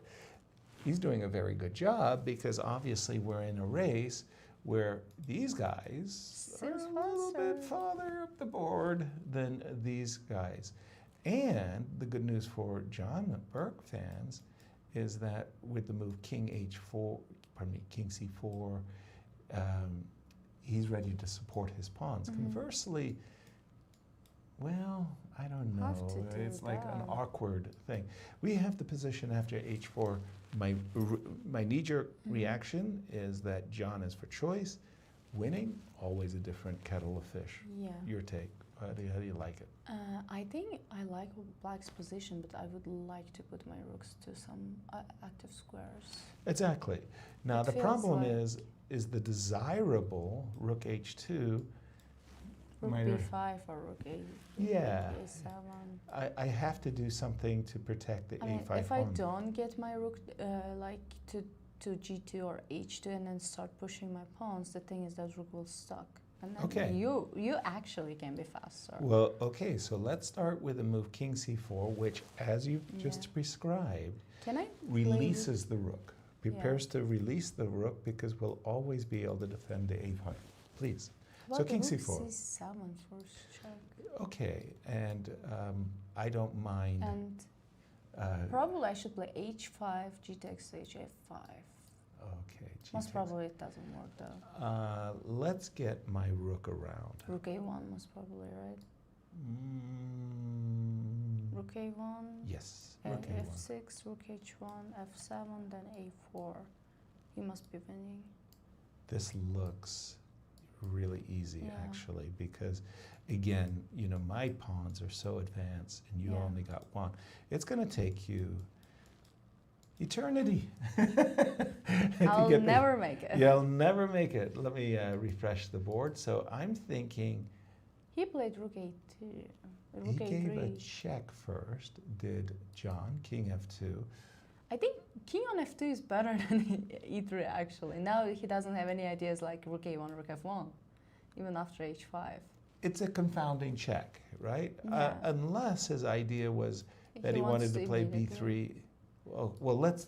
Probably b3 he's thinking g4, king e4. It must be his idea. And But the h5, takes king f4, h6, rook a2. I wouldn't play these kinds of games. I really would. Anytime I have these connected pass pawns, I think they're incredibly dangerous. Yes, you could play king and maybe check, and maybe I have some issues.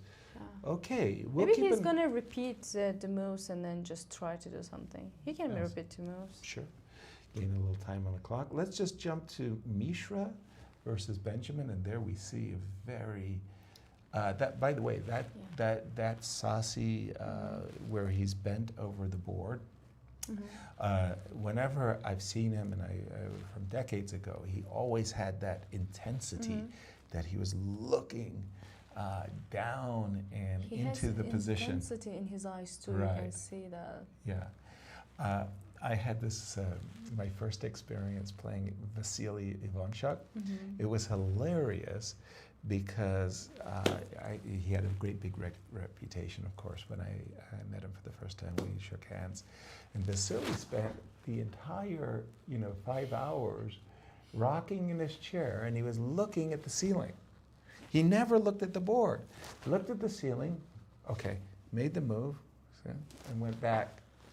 5 hours into the game, you know what I was doing? I was looking at the ceiling, like, what's up there? Is there a monitor up there? Well, Queen's Gambit is inspired by him, maybe, Right. then, right? And then the first time I played Boris Gelfand never looked at the board. He was looking at the square Yes. E0. He was always, and he was. They are one of my favorite players. So one guy, the macrocosmic, the other guy, the microcosmic. Between the two of them, they had the whole cosmos covered. And you didn't have enough space I was left. like, I felt cramped. I'm sorry, Yasser. I know, it was tough.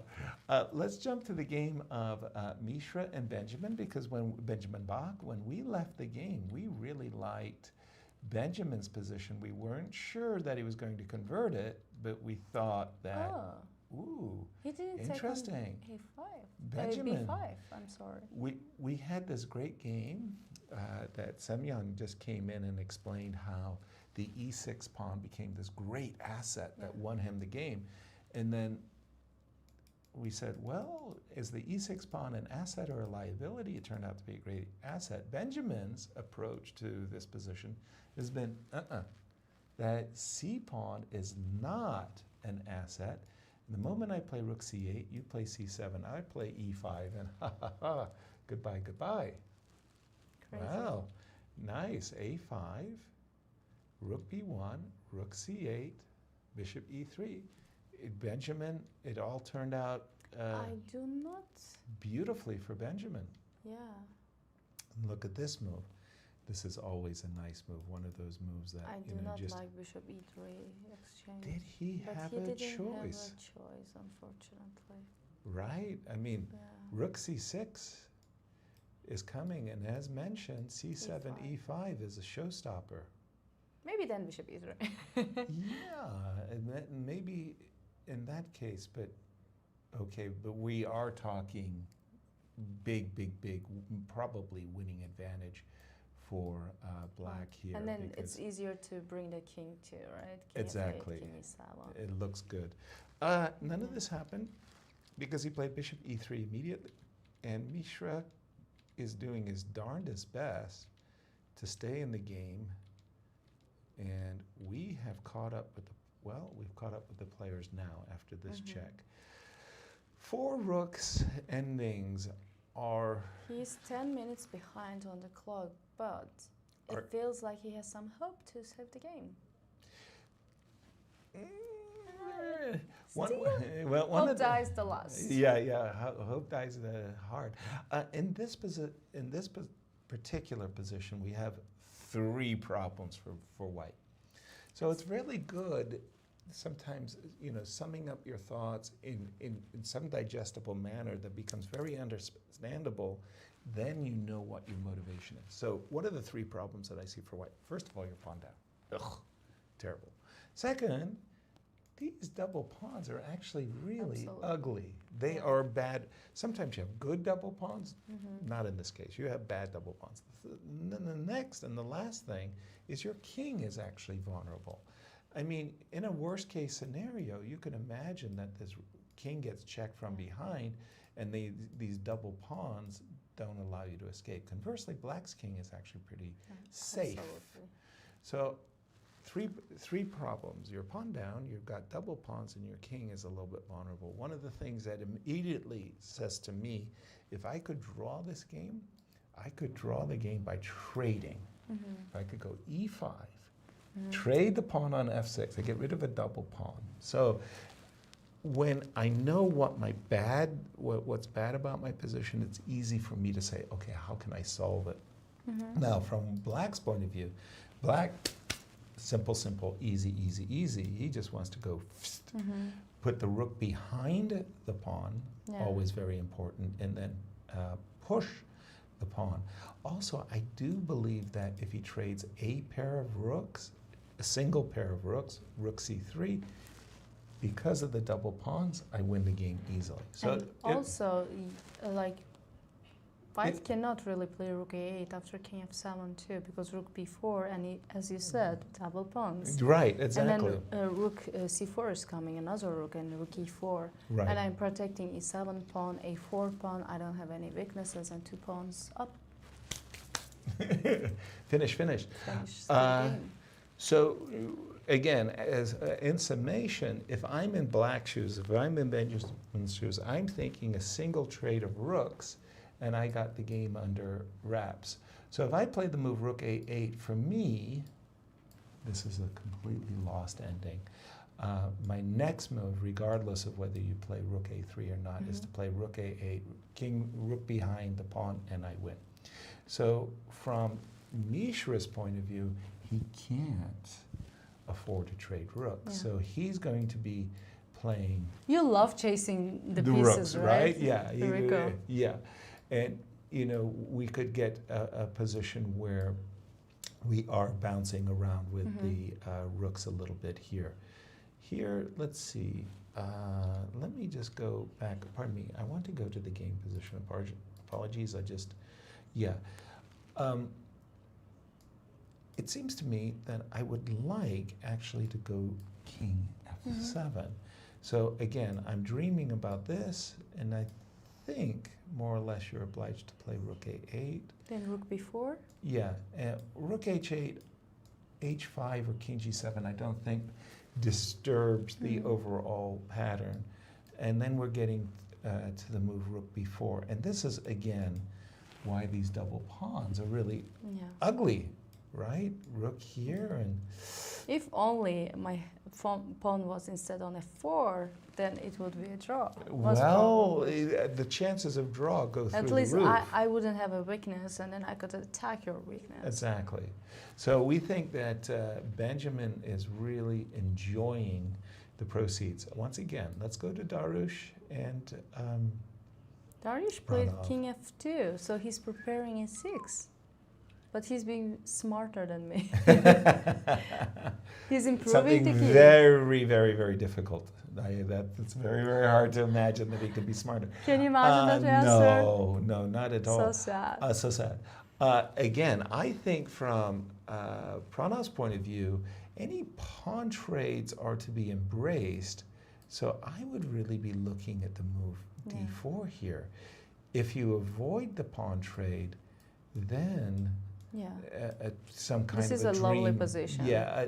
Well, I'm a pawn down and I'm suffering, but I get the knight, then I can save the game. And then pawns are fixed, so it's easier for knight to jump around. Exactly. And the fixed on light squares? Yeah. Why did white volunteer to do that? That's why king f2 feels like a right move. You're bringing all of your pieces, you're improving, but the problem is how about the timing, right? Yeah, d4, If I put, as you said, knight f8, knight e6, and then d4, just exchange one pair of... I've got a great blockade. Yeah, very good. Yeah. Maybe indeed our move was better. Well, sometimes these guys aren't as good as... I know. We're just too good sometimes. It's terrible. Okay. And let's just remind everybody where we are in terms of results in Group A. Group B. Apologies, Group B. So Justin versus Brandon, they made a draw. Alexander Lenderman versus Arman ended in a draw as well. And Andrew Hong won his game against Luka Budisavljevic, while Semyon Lomasov won his game against Batsuren. Exactly. And we have one more game remaining in the B section, which is Akshat Chandra versus Elshan. And wow. It seems like Elshan really did play h5, then rook e4. Yeah, rook. So when we left it, I had a feeling that he would play do this. Rook a4. Oop. No, I have to. You have to update it again. Yeah, that was our analysis. Apologies. Yeah, but they did kind of go into our rook here. Oh. Pawn, bishop takes. Maybe rook that takes. one was on our analysis. And I was saying, I grabbed the rook ending, thinking that the rook ending is winning, but then kind of like backtracked and said, well, maybe the knight is actually a superior minor piece to the bishop, because we can imagine variations where the knight could take a commanding outpost on the e5 square. It must be crushing. It feels very, very, very good. Yeah. I think Akshat is going to grab this round. Yeah. It looks really, really good for Akshat, I must say. Check. So and far. I Rook like c7, knight f4. Yes. Precisely. Rook c7, king f8, then e6 even, as you mentioned before. e6, knight e5, knight g6. It all or looks... knight f4, knight g6. And I like this too. In fact, I just simply like everything about the White's pawn is position. not moving anyways. Exactly. And the rook is going to be... there are certain times when you can, take pride. Yasser, now I understand why you like rooks on the side of the rack. This one gets, my top agent of the day award. The rook is doing a great job preventing the pawn from running, as well as being an aggressor. So Akshat's looking really good. By the way, just to remind everybody, but should Akshat win this game, he will score that's 2 out of 2. 2 out of 2 start. So far, the quality of his games are great too. Exactly.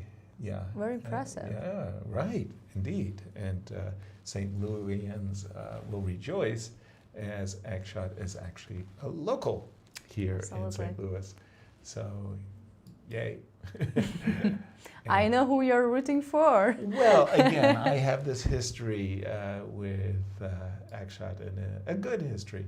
By the way, going to the game of Sasi and John Burke, we were just here, and I was kind of thumping the table for King C4 at once, keeping the rook again on the second rank, in this case not the seventh, but the second, and you know, ready to put the rook behind the pawn.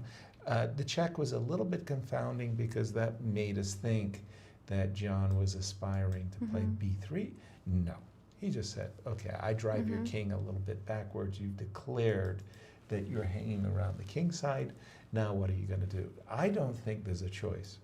I'm going to play g4. Yeah. But Yasser, how do you feel about rook a3 move? We were trying to activate our rook from a2, but he put it on a3, which feels like even more passive. But I'm not too critical. I'm not too critical. I think that it's okay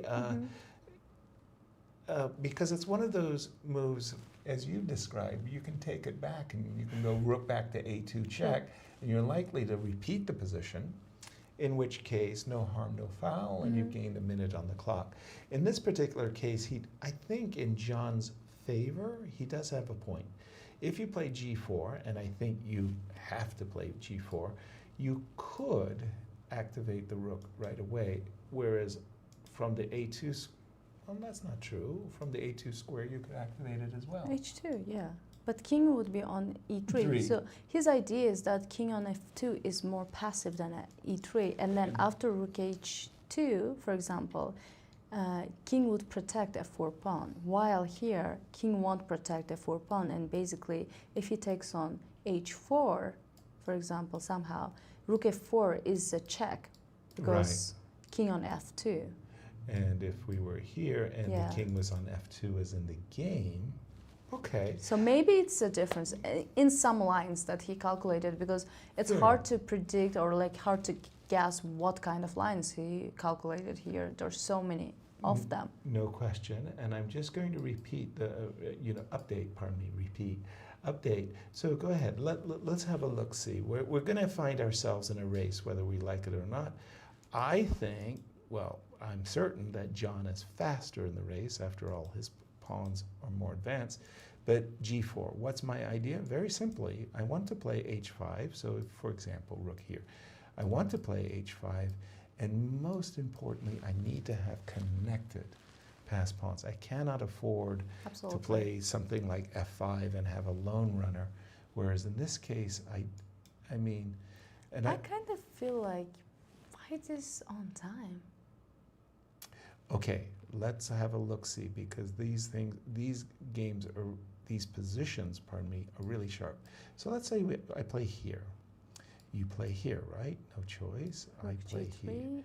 F5. You play here. I go. And now I cannot play F6 because F6 I rook G6 take. and then rook F6 check as well. You're right. So maybe king on F2 is indeed. Well, just a second. We do have G7, right? Yeah. So I have to play G7. F6. Push. Rook A7. I think we have to play rook A7. This is what I meant when I said it's a total mess, right? Push, push. But now, I'm a happy If you take camper. on G7, then rook A4 and F8. And a very, very important Zwischenzug it is. But king B5, F8, you take on A4, well, I take on G7, but in this then you case, cannot queen. I'm desperate to try to make a draw with black, and we thought that John, as he entered this ending, is superior. So this type of analysis tells us that the very straightforward isn't enough. And after G4, let's try another analysis for John. Let's try the move A4. So H5 takes, G5, H4. In this case, I feel like I've saved a tempo, right? Haven't I saved a tempo? You did. And Here, rook a7, rook. And rook g7 is Yes. on tap. But here, I think, so that, and again, we are not using the chess engines, and one of the reasons, and the most important reason why I don't like to use the chess engine during the broadcast is because you can look at the chess engine and you can say, oh, yeah, you should play this move. Yeah, as you missed this move. The chess engine says it's a draw. I'm struggling. But when you hear my thought processes as to why I'm struggling, that's exactly what these guys are doing. They're going through the same discussions with themselves, or having this internal discussion. Ooh, rook h3, I lose a tempo. Oh, I got it, I'll play a4. So oftentimes a lot of our analysis leads to variations that do not work.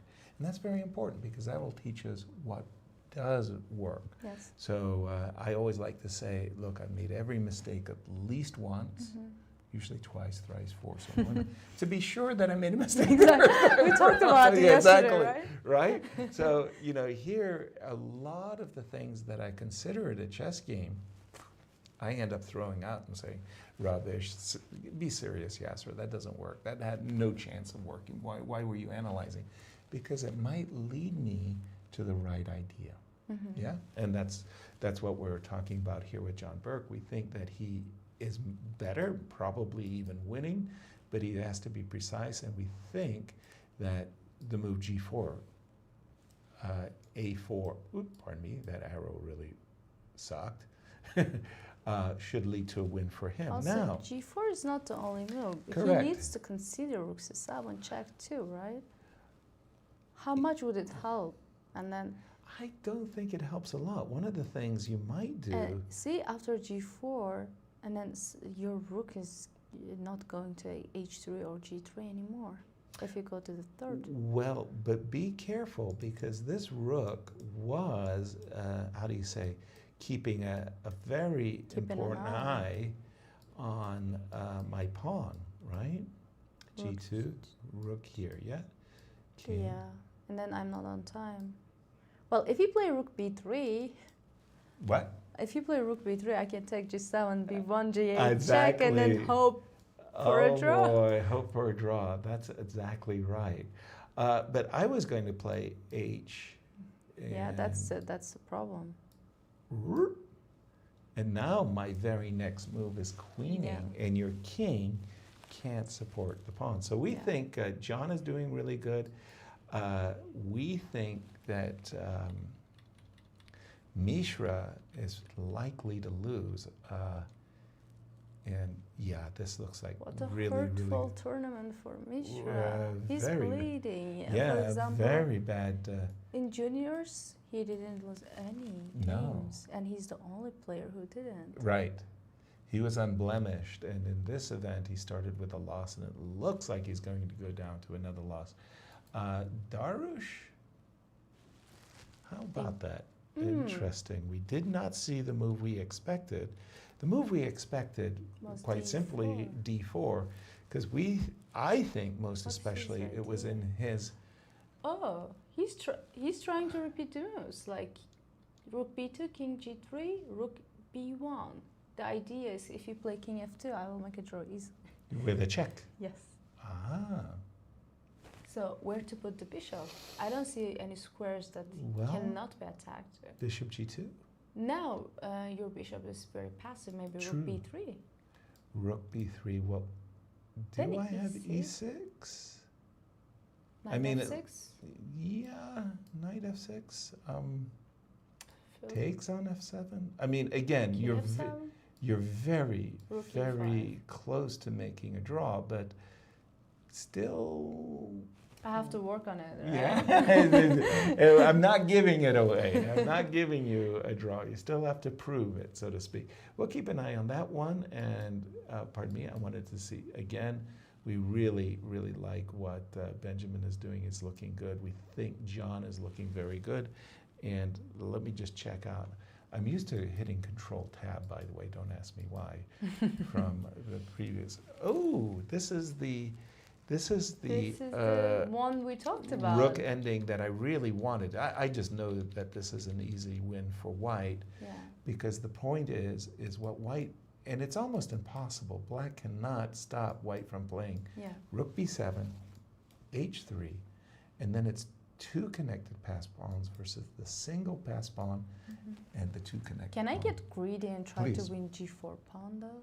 Not necessary, but tell me how you want to get greedy.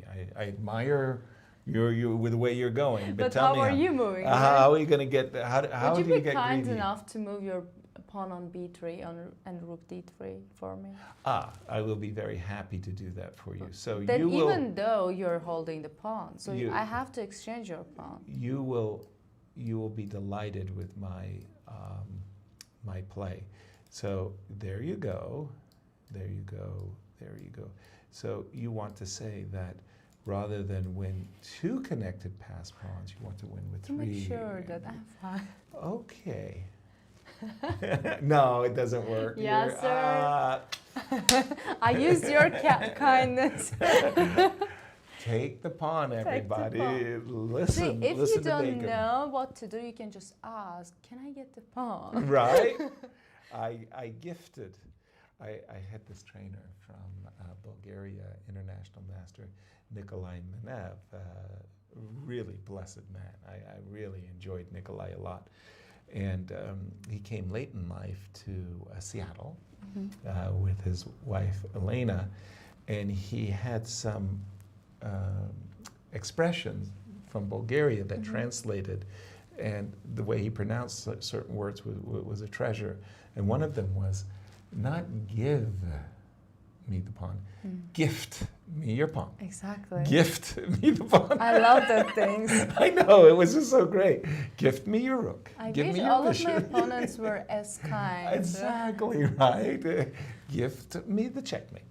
Thank you very much. Akshat, and let's just take a look at the standings once again in the 2 sections. Do the honors. Group A so far, Illia Nyzhnyk has 1 point, Aram Hakobyan, and then Raunak and Nikolas Theodorou as well. But they ended their games. Dariusz versus Pravin. They are still playing, as well as Benjamin Bok and John Abhimanyu Mishra and John Burke with Krishnan Sasikiran is on the way as well. Exactly. As we get ready to close up the show, I'll just throw one other tantrum at you here. And again, whenever you're in races, one of the things with these rook endings is, I'm not joking, it's incredibly tricky. These rook endings are incredible. From the game of Sasi versus John, you know, we've been looking, we found a few tricks, but let me just kind of throw one of the things that we haven't looked at you. So Sasi is thinking about, he's thinking about g4. He's thinking about rook here. He's thinking about rook c7, check. And he may also be contemplating this move f5. So what happens suddenly? Takes h5. No. I mean, your rook is on a3. Hey, wait a minute. I'm telling you. Like now, where? if you play rook a2, I can play rook king g1. Right? I'm not letting you. Right? I'm not letting you get behind. I So, really don't like rook a3. so I don't know why. you start to think, okay, and then you go, oh, I've got this great idea. That is true. F4, right, great idea. g4. G4. You're still catching my pawn somehow. I'm not sure. And you, rook h3, Absolutely. right? King g2, then rook g3, rook g4, rook And then we're h4. happy. So h5, b3. Wait, I can take on h6. Oh, sorry. Apologies. It's just winning. F4 is winning. Apologies. Well, then I have to be really, no, it doesn't work. Then I don't know. I feel I like have I to- don't like rook a3, but it's working it's working. so far. And I talked to Levon Aronian about that too, by the way. And he said, Yasser, one of the strangest things about chess and his study and analysis of chess is he has what he calls natural moves. These moves feel natural. You develop your queen, you put it in the middle of the board, it attacks here, it attacks there, and then you're sitting there at the board and you go, oh my God, this really ugly move. The ugly move. Queen on d4, which was really, really, really, really, really powerful, goes all the way back to a1. It covers the first rank, it protects a7, and the ugly move wins. And he said to me, he said, I'm looking for the effective winning move. And I don't care if it's natural, and I don't care if it's ugly. He's right. And he's right. You know, rook a3 may not be the move, but if it works, it works. Yeah. What LeBron also, wants. they have like 7 minutes versus 9 minutes, so it's gonna be a hard game. And then rook end games are very complicated. As we said. Both of them can make mistakes, which are crucial. One last look at our marquee matchup, and we're going to wrap it up and call it the day. So we have a couple of moves. One of the things that Dariusz's position really was lacking, I want to put it that way, was the bishop was on f1. It was kind of passive, frankly speaking. Wow, looky, looky, looky, the bishop, the wings of this bishop are just fabulous. It went from being a rather passive spectator to a bishop that's actually really powerful. What's his threat? And after king f2, we have a position where I think Dariusz is happy. He's improved his position a lot. King here, I'm assuming. He wants to go to d4 with the king. Well, I really don't like this idea of rook b1, rook like for b2 black. check. Yeah, I like your idea d4 and knight comes to e6. Trade it off, make a blockade. Absolutely. What I'm seeing is a very active rook. Now, and quite suddenly, a very active bishop, and any rook b2 check, suddenly a very active king. No me gusta. I'm not, don't sign me up for this one. I'm seeing a passive king, active, but I'm a pawn down. By the way, do you want to try? They checkmating, Patterns are there too. Very, very, very vague. So it looks like Dariusz, I would say, has excellent chances of winning this game. I have a feeling he totally forgot about d4 square. Yeah, sometimes yeah, it's I like have a block. feeling he thought, oh, king cannot go far, and Right. totally forgot about d4 square. Well, we're going to call it the day. We do think that, and Benjamin has achieved the maximum, I want to say. He did win. On his way to win the game, too. Yeah, the double pawns are pawns. too strong. I suspect that the move h5, gh5, g5, and Rook h4 is crushing, absolutely. Yeah, I suspect that's on his agenda. Yes, sir, I like your technique. You are very good with winning positions. I used to pride myself until I saw the guys of today. In particular, it's shocking me when I'm watching Hikaru Nakamura and most especially Magnus play blitz games, that after the games they say it's 98% accuracy. I'm like, this is a blitz game, and they played it with incredible accuracy. I don't think in my classical games I had the kind of accuracy that they have. You shouldn't compare yourself to them. Why not? Why would you? Don't do such a thing. Right? I mean, I played with Garry Kasparov and Anatoly Karpov, and we used to have these adjournments, and then our accuracy was much improved. But today's players and their accuracy is remarkable. I think even if you like, okay, and let's go. Dariusz, Sasi, ooh, big changes happened here. What? Oh my! I told you probably he's thinking of rook c7. Why would you put your king on a4? That's a head scratcher. I think I had a feeling that he's going wrong direction after rook a3. That is really a head scratcher. It's just a passive move too.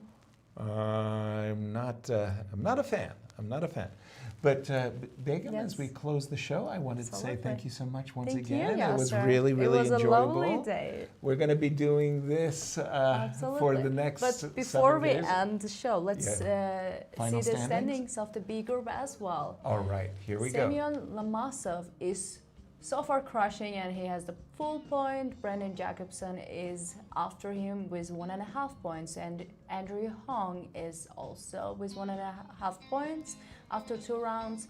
Where Aram made 2 draws and he has 1 point. Akshat is playing. Yes, and most should probably, win. Yeah, should win. To jump up and join Semyon at the top. Yeah, Alex Lenderman made a draw today and has a 0.5 point. He stopped the bleeding. Elshan is playing with Akshat as well, and we are still waiting on the result. And Batsuren lost his game today against Lomasov, and Justin Wang made a draw. He also kind of stopped the bleeding, and he has the 0.5 point, and Luka Budisavlich unfortunately lost 2 of his games. And then the standings in the A group, it's still to be determined as 3 games in progress. Thank you so much for joining us. Remind your friends where you're hanging out. Join Begim and myself for tomorrow. We start all of our broadcasts at 4 Central Europe. Yes. I was about to say Central European time. Central. Can you believe that? I can't believe I was about to say that. You know, look at your Greenwich Mean Time watch and call it 4 St. Louis time. You still didn't figure out, right? Central time, guys. Central time. Thank you so much, and we'll see you tomorrow. See you tomorrow. Bye.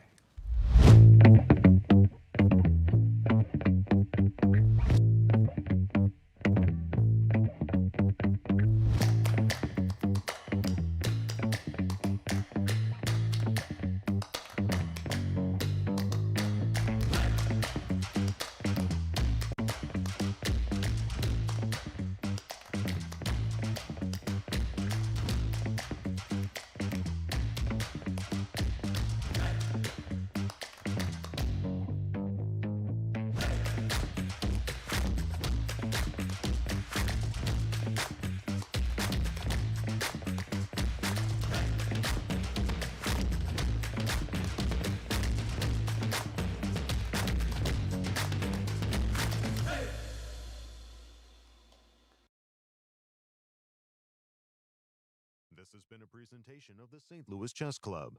Any reproduction or distribution of this content without the express written consent of the St. Louis Chess Club is prohibited.